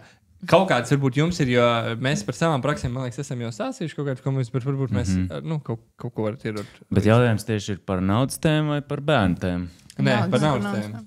Naudas tēmu. Jā, jo tāpēc, kad ir tas praktiskais, ir tur Excel, droši vien PNLs, vēl kaut kādas lietas, ko jūs velkat, bet kas ir tas, kas ļāva izkāpt no tā Excel ārā un tā kā noticēt, ka, rekur ir Excels, bet mēs to varam tur, kā tu teici par to 10 miljonu, ja? Kad varbūt es varu arī 100 miljonus uzbūvēt, varbūt es varu miljardu kompāniju uzbūvēt, un kas ir tas ceļš no tās pārliecības uz to ticību, kad var vairāk? Mums jau īstenībā tieši nostrādāja Excels.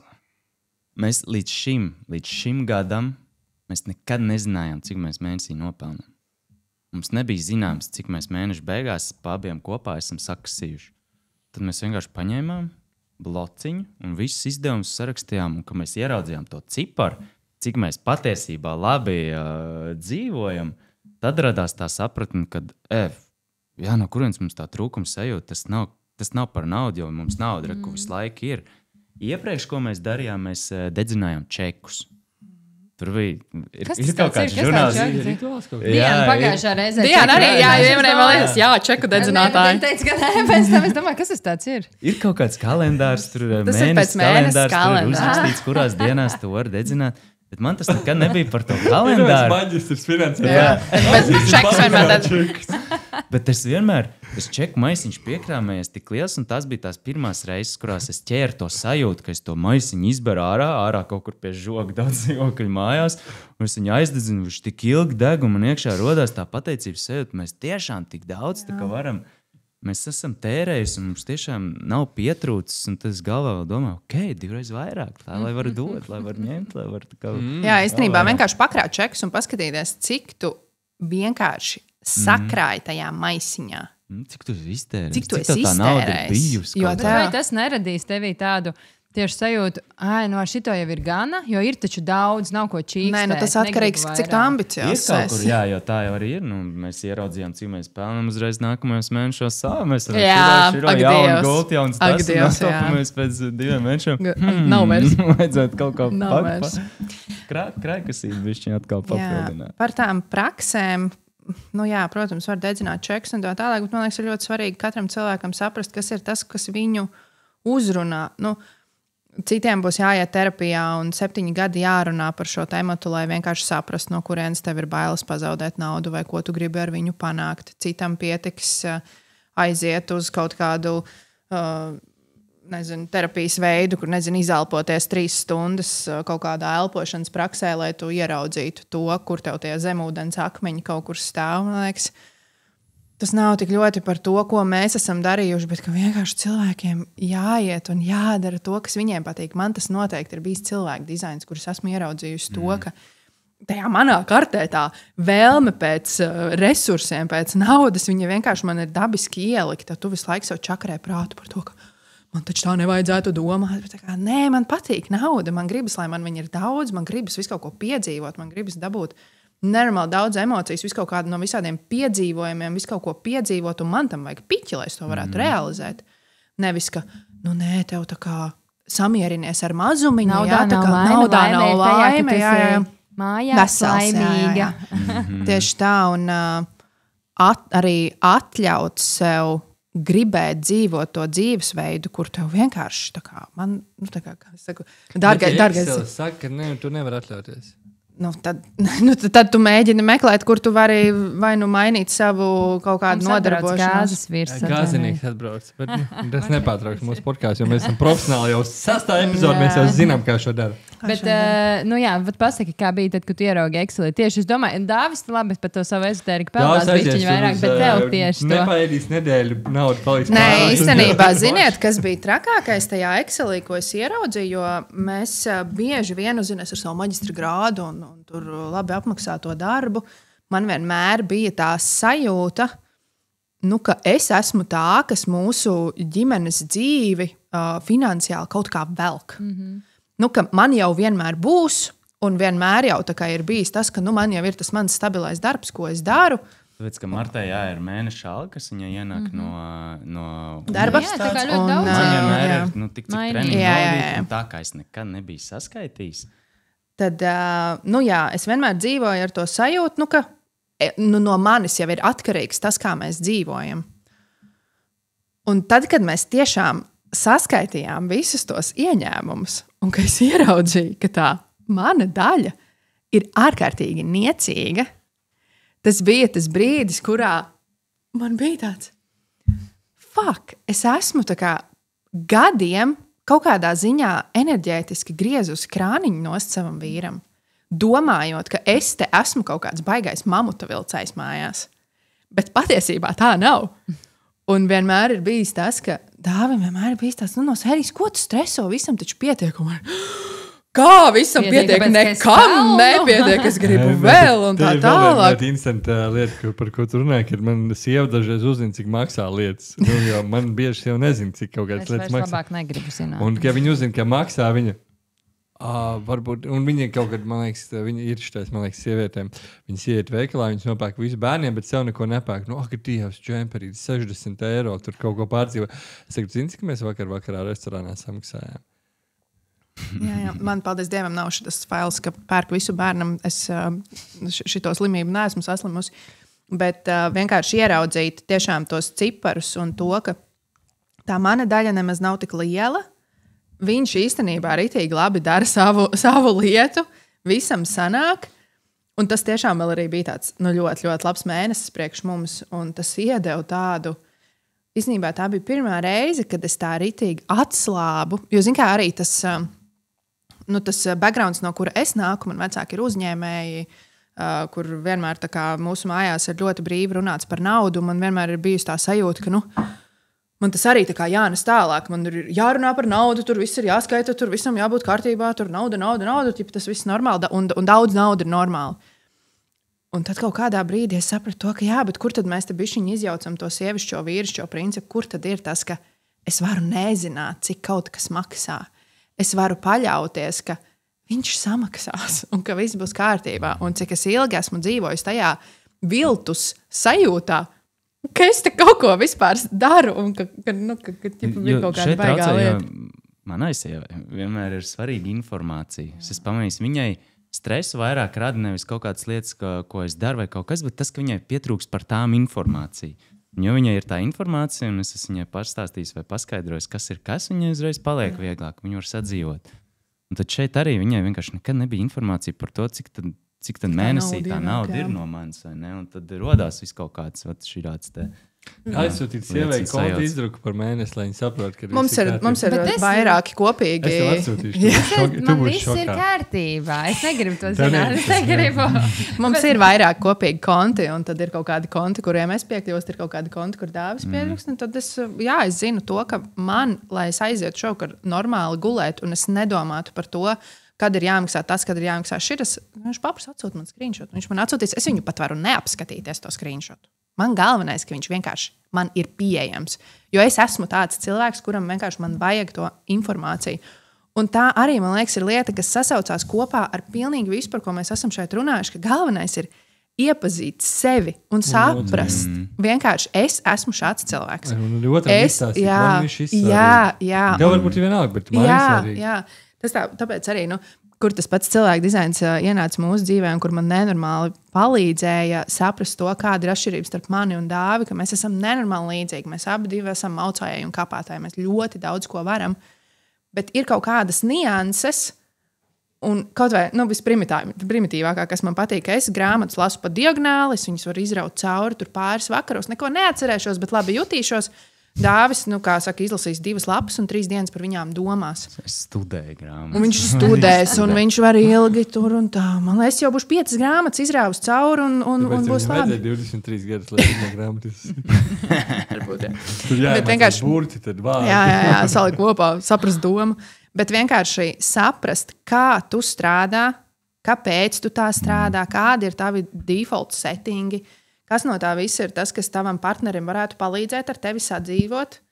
Kurš no mums, Dāvis zina, man vajag informāciju. Mēs zinām to, ka es stresošu 15 reizes vairāk, bet Dāvis jau sen ir iemācījies nepaņemt to stresu. Viņš stresos vēl vairāk, tad viņi redzēs, ja tas nerada manī stresu. Viņi streso vēl vairāk. Tagad kāpēc sievietēm vīriešu miers nerada mieru? Es iedzersim aparātu. Tāpēc, ka viņām tad liekas, ka... Atļauj viņām Klausies, nevajag pārterapiju. Ļoti ātri mācos. Tad mēs esam mainītās lomas. Jā, tāpēc, ka ir tā nepārliecinātība par to, ka Dievs šeit taču kaut kas nav kārtībā un man vajag apstiprinājumu no tā vīrieša, ka taču nav kārtībā, tiešām nav kaut kas kārtībā. To tik ļoti labi var redzēt sievietēm, kurām sākušās dzemdības, ka viņām vienkārši sākās tās stresa kontrakcijas, un tas vīrietis, ja viņš nav mierā, ja viņš nav tā stiprā klints, un viņam nav tāds, mēs drīz satiksim savu bērniņu, tad loģiski, ka viņa turpina stresot, jo viņš viņai neiedod to pārliecību, ka šis viss ir fine, šis ir ritīgi forši, bet viņai vajag, lai nē, tagad tu man pierādi, ka es domāju pareizi. Viņam tāds, Es nezinu, ko es tev atbildēšu. Tev liekas, ka man... Tu esi jau esmu nolaidis. Es domāju, ka tas tāds meiteņu sindroms kaut kāds. Vai, kad tu kļūsi par sievieti, kad tieši tā tev piedzims bērns, tev viss mainās, tu saprotot.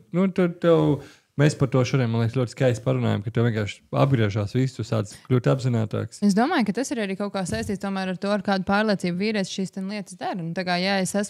Ja tev ir tā pārliecība, ka tu to iznesīsi, tad ar laiku, ja es viņai ļaujos, jo vairāk es viņai ļaujos, jo vieglāk man arī ir nesatraukties. Bet, ja te būtu kaut kādi 50 solījumi, ko tu tur esi apsolījis, un tā jau mums arī bija tos pirmos gadus. Visu laiku cepos, jo tu neizpildi. Un es tikai visu laiku satraucos. Viņš saka, nē, atkal droši vien, ka nepiepildīsies. Un tad vienkārši, es pat tev nemaz neļauju vietu, kur tev izpausties, jo es jau saknē domāju. Izdomāju, kā tāds skatīsimies. Bet tur, man liekas, arī jāsaprot, ka, bet sevišķi pāris tie cilvēki, tā kā tu teici, atklājās, viņi pilnīgi kailīgi blakus stāv. Un iespējams, ka tas kailums kādu brīdi būs neglīts, bet paies 5 gadi, viņš būs strādājis, tas jau paliks smukāk. Bet kas ir tas, ko jūs abi divi darat, lai tajos 5 gados, kad ir tas bumpy road, lai jūs ik pa laikam tomēr satiktos? Jo es arī saprotu tos, kur, tev 5 gadus sola, kāpēc tev vēl 6 no sērijas gaidīt? Tā kā, un man arī ļoti patīk tā tēma, cik ļoti mēs tā tīri enerģētiski viens otru ietekmējam, ja tā sieviete, cik ilgi viņa tic tam vīrietim, un kad viņa netic, un kādi ir tie rezultāti, kad tā sieviete tic tam savam vīrietim, un kādi viņi ir, kad viņa netic. Bet vēl jau ļoti ir palīdzējis tas, ko mēs esam piekopuši. Mēs esam apzināti taisījuši, ka mums vajag tos 24 stundu randiņus, ka mēs tiešām esam divatā. 24 stundas? Jā, vienkārši 24 stundu randiņš. Mēs esam arī atraduši, kā dabūt Mariju kaut kur, vai ne, un satikties. Un bieži vien tas sākās ar to, ka mēs pirms atbrīvojamies ar to bagāžu, kas ir kaut kur sakrājusies. Kā saka, izbļaustamies? Kaut kā tā pretestība vai tā buksīta kaut kur iekšā ir. Jā, vai izrādamies, izrunājamies, un tad viss atkal. Mēs pēc tam 24 stundām, un mēs atkal pilnīgi jauni ar tukšu maisu ejam tālāk. Tas tukšais maiss, tas jau mums sen. Tas ir ļoti tas, ko mēs no Arnicāniem par tām sapulcēm arī. Tu negribi tās sapulces taisīt, bet tev ir ielikts pirmdien 5 vakarā, un tu visu dienu domā, ka tu negribi, jo tev kaut kas sakrājas, un tu negribi to risināt, un vienkārši nav spēka. Un cik nav bijuši tie mūsu randiņi, kuros mēs aizbraucam uz to vietu, tad mēs nostamies 3 filmas, apēdam 2 čipšu pakas, un tā, ka tā nakts jau tuliņās. Tā filmas sastrīda. Jā. Un tā nakts jau drīz iestāsies. Tu jau saproti, ka, ja jūs būtu izmantojuši šīs stundas liederīgi, jūs varētu naktas stundās ar kaut ko patīkamāku nodarboties. Bet jūs esat novilkuši, jo negribas jau tajā maisā rakņāties. Jo tu zini, ka viņš ir pilns ar mēsliem. Tur viss jāvelk ārā, tur jāskatās. Jādīlā atkal puņķis. Tā kā tas suņi kakas jāvelk. Jā, tieši tā. Paši jau sataisījuši. Maisiņā tādas siltas, viņas smird vēl, kamēr viņi aizsien. Negribas jau vākt tās. Ko tīrīt jau var nav baigi patīkam, bet nav patīkam arī visu laiku tur čurāt, ja tu redz, ka viss netīrs. Tāpēc izvilkt to visu. Lai nobeigtu šo finanšu tēmu, ir ļoti tāda svarīga lieta, ka tiem, kam ir vairāk kā 3 bērni, viņiem ir 3 plus kārta. Ja? Un tad mūsu jautājums, vai jūs mērķējat tajā virzienā? Es Dāvim tieši šodien teicu, ka īstenībā Gotautu podcastu nedrīkst klausīties, jo vienīgais, par ko tu domā, ir, ka 3 bērni jau ir minimums. Divi ir jau gandrīz 3. Arī mēs starp citu ar Gustavu runājam par jums, kad jūs brauksiet pie mums, un mēs domājam, bet mēs nevaram ņemt tikai 3 plus ģimenes, tāpēc, ka ir tik daudz arī 1 bērniņu ģimenes, 2 bērniņu, un tā ir ģimene un brīnišķīgi. Bet jums neskaitās. Ja? Tas paprasa no cilvēkiem. Man ir tas stāsts par baby numberiem, bet to citā podkastā. Un tas paprasa no cilvēka. Tāpat paskatieties, cik daudz, kam jūs esat izgājuši cauri, arī sastopoties ar to savu pirmo bērniņu, cik daudz jums ir bijis jāpārdzīvo, jāizaug pašiem, un tas ir bijis, daudz iet, tur vienkārši kā mēs, 1 bērniņš, 2, 3, labi, un zin, kā mums nav varbūt bijis tagad šis bērns mums atnesīs to un to, izplānojam, kā mēs samaksāsim viņam tur pa skolu, kā mēs šitā mums nav, mums ir bijis tādā varbūt vieglā plūsmā, bet arī 1 bērniņš, un tas nav par bērnu skaitu, tas ir par to, ko viņš mums atnes, ko viņš mums paspoguļo, vai mēs uz to skatāmies, vai mēs kļūstam stiprāki gan ģimenē, gan partnerattiecībās, gan pie sevis individuāli. Un tas nav par bērnu skaitu, tāpēc mēs arī domājam, ka ir forši, ka jūs esat šobrīd tūlīt jau 2. bērniņa vecāki, ja? Un visas ģimenes ir brīnišķīgas ģimenes, arī tādas, kuriem nav bērniņi, bet kuri strādā savās attiecībās un aug. Un vai tā ir viņa izvēle, vai vienkārši nevar tikt pie bērniņiem. Ja? Tā kā tas nav par to, ka mēs tikai ņemam 3 un 4 plus. Es domāju, atbildi jau mainītos. Pajautājiet pēc 3 mēnešiem mums, tad pajautājiet pēc 6, tad pēc gada. Ka būs jau izaicinājumi. Tas jau tā būs. Jā. Bet pagaidām man tā doma ir tāda, ka 3 plus karti jādabū. 3 plus karti obligāti vajag. Lai viņi var braukt tomēr atlaidus. Jā, visais nodokļi, tad varēs plānot tur visu kaut ko. Bet man vienmēr ir licies, mēs veci sēdēsim mājās, mums būs 1 bērns. Cik viņš bieži atbrauks ciemās. Ja ir 2, tad tomēr tā varbūtība ir lielāka. Ja ir 3, tad ir vēl lielāka. Ka mēs tomēr nedzīvosim 2 vientulībā. Sautīgi, jā. Bet man noteikti nav tāda sajūta, ka šī būtu pēdējā grūtniecība. Man liekas, mēs esam tik forši vecāki un mums ir tik forši tā ģimenes dzīve izveidot, ka mēs varam būt tie, kas to demogrāfiju palīdz celt un mums patīk. Tā kā redz, ko Marija mums iemācīja. Es skaidri apzinos, ka Sofija mums iemācīs kaut ko pilnīgi citu, kaut ko atkal jaunu, tad ko vēl tas 3? Tad jau redzēsim, kas ir ar es tikko biju lampā, un man bija kāds bija sajaucis man bērnu skaitu, viņi man pieteica par 6 bērnu. Un es domāju, wow, that's cool. Bet mums vēl ir tas periods, kurā nedrīkst runāt par nākamo bērnu, jo tur ir, kā teicis, pēc 3 mēnešiem, ja tu pajautāsi, tad viņi visdrīzāk atteiksies.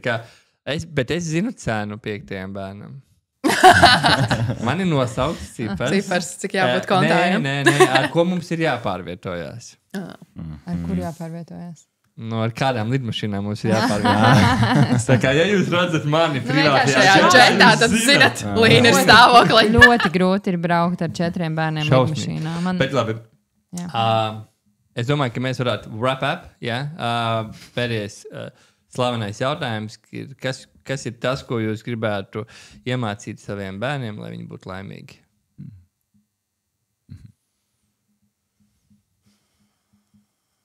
Viņi padomās. Mēs paši varam atbildēt šo jautājumu. Kamēr viņi domā. Nē, tagad mēs ietekmēsim. Es varu atbildēt. Man vienmēr ir paticis teiciens, ka tu vari sapelnīt pats naudu, vienalga atstāt tur tiem bērniem. Ja tas bērns būs idiots, viņš tāpat to naudu iztērēs un notralinās. Vislabākais, ko tu vari atstāt savam bērnam, ir iemācīt, kā to naudu nopelnīt. Un tas nav tikai par naudu, es domāju, tas ir par visu to savu pieredzi. Tāpēc pavadīt laiku ar tiem bērniem, tiešām iedot viņam visu, ko tu varēji iedot. Viņš paņems to, ko viņš varēs paņemt, nepaņems to, ko nepaņems, bet tev vismaz nebūs iekšēji tas pārmetums, ka tu to nedarīji. Tāpēc, neierakties tik ļoti iekšā darbos, ka tu neesi vispār ar tiem bērniem, atrast to balansu, lai, viss ir, lai tu tiešām ar tādu vieglu sirdi var dzīvot un, es teiktu, galvenais to informāciju, tās pieredzes, tās emocijas, vienkārši iedot visu to maksimāli. Jā, es gribēju pateikt, varbūt arī gaņo, ka tu to esi dzirdējis no malas, bet tā viena reize, ko mēs tikāmies pirms šī podkāsta dzīvē, tad, kad es redzēju, kā tu ar Mariju runā un kā tu, kad viņi tev kaut ko no tevis prasa, tu vienmēr nosēdies ar viņu vienā tajā līmenī un tur tiešām sadzirdi viņas tās, to, ko viņi grib pateikt, un tu mēģini iedzināties nevis, ka tas bērns ir tā kā nasta un traucēklis, kad davai, labi, es tev attaisīšu to pudeli, bet kad tu tiešām viņai parādīsi, kā to pudeli attaisīt, tas bija tāds kompliments, ko es no malas redzēju, kā nepazīstamam cilvēkam tajā brīdī. Tā kā, man liekas, ka tev ļoti labi izdodās tas, ko tu Mārts, vai tu gribētu kaut ko piebilst savam vīram? Jā, man liekas, izvēlēs labu vīru. Es jau tā Bet tā īstenībā ir, es kaut kur lasīju, tā ir viena no lielākajām dzīves izvēlēm, izvēlēties labu vīru. Bet kā tu vari zināt, kā izvēlēties labu vīru, jo tu jau teici, ka tev jau trešais ar tevi dzīvā. Kā, uz kuriem tas viss virzās, nav skaidrs. Ne?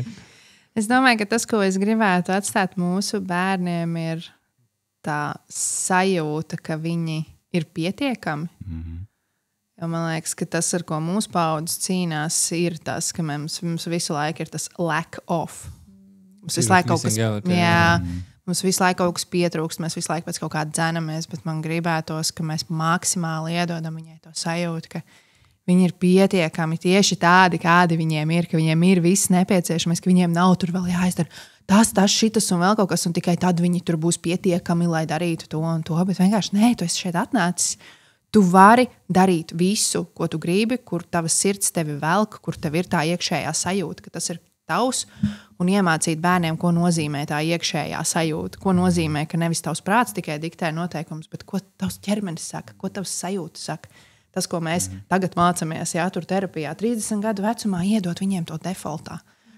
Tas ir tas pats. Es šodien domāju, ka mums vajadzētu ieviest tādu kaut kādu rubriku vai kaut kādu lietu podkāstos, kad mēs vienam pārim iedodam kaut kādu, vai viņš pats iedod sev kaut kādu odziņu, kas ar ko viņu. Man liekas, ka jums tiešām ir tā odziņa, tā apzinātība. Jo pirmais bērns un tas apzinātības līmenis, kas jums ir, mēs bijām very far away pie pirmā bērna no tā, un tā kā par to jums...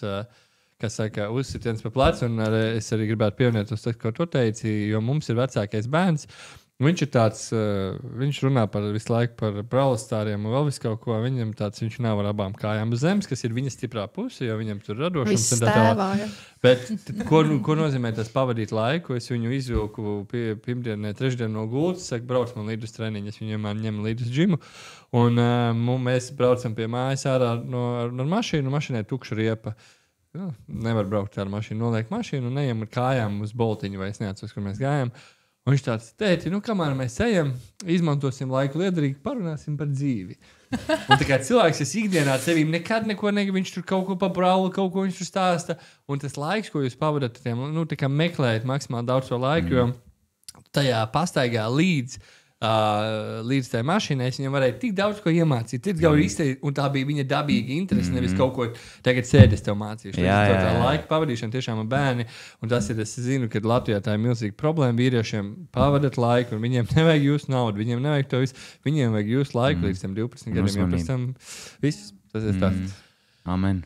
Amen. Aperāls ir izdzerts. Aperāls ir galā, un iedosim iedvesmas frāzi un slēgsim kameras ārā. Iedvesmas frāzi. Iedvesmas frāzi ģimenēm, kas varbūt straglo, varbūt nestraglo ar to, kad iet tālāk. Jo, kā jūs vai jūs jau to nezināt, bet mūsu podcasts ir jau kādi vismaz 3, ja ne 4 bērniņu iedvesmots. Un tad mēs gribam turpināt iedvesmot, un jums kā pārim, kas skatās uz izaugsmu, gan jau, kad ir kāda frāze, ko jūs iedot līdzi. Jā, es laikam tāds novēlējums drīzāk pamainīt to mindsetu un paskatīties, ka nevis iet tajā, ka wow, šis viss ir tik grūti un mēs netiksim galā. Un ja mēs jau ar vienu netiekam galā, tad kā mēs vēl ar 2 tiksim galā, bet paskatīties to, kā būtu, ja mēs īstenībā tiktu galā un ja mēs ieliktu sevi tajā, ka mēs iznāksim no tās visas pieredzes ārā kā daudz krūtākas versijas, kā būtu, ja mēs saprastu, ka šis ir tas treniņš, kurā mēs audzējam to savu sapņu ķermeni vai sapņu kaut kādu to sajūtu par sevi, ka šī ir tā pretestība, kurai mēs ejam cauri, un viņi mūs ved pie labiem rezultātiem. Tieši tas, ko Marta pateica, tagad es varu ietērpt tādā telpā, kur ir hantels, stieņi, trenžieri, un tur uz to visu skatīties. Un, ak, Dievs, man tas viss būs tagad jāceļ. Tur vienkārši apsēsties, pabenčot, aiziet līdz tai atteicēji, nolikt to stieni, pasēdēt, pelpot, iet atkal, atkārtot to no dienas uz dienu, un beigās tev tie stieņi, tās hantels jau vairs neliksies nemaz smagi. Jā, ja tev tā interese un tā vilkme ir, tas par to runā, ka ja tev rodās kaut kāda maza ideja, ka tas varētu būt reāli, tā kā skatoties uz private jetu, jā, šobrīd liekas, aizlidot uz Faro ar private jetu maksā 30,000, aizlidot ar parasto lidmašīnu tur 1,200 varbūt. Tā kā liekas, priekš kam tas ir tik tālu. Bet, ja tev tā ideja ir ienākusi, tad tas ir par tevi. Jā, un vienkārši iet vienkārši pretīm un iet darīt un saņemties to drosmi, ievūk gaisu un pateikt sievai, ka viss būs. Būs, Līna brauks! Yes. Privātajā. Labi, paldies jums liels, tiešām forši brīnišķīgi saruna, ritīgi, man patika. Paldies Es piekrītu, paldies jums, paldies, ka piekritāt un lai jums vieglas dzemdības un Marta, tu esi Latvijas varoni. Viss mams, jā. Čau! Paldies. Čau!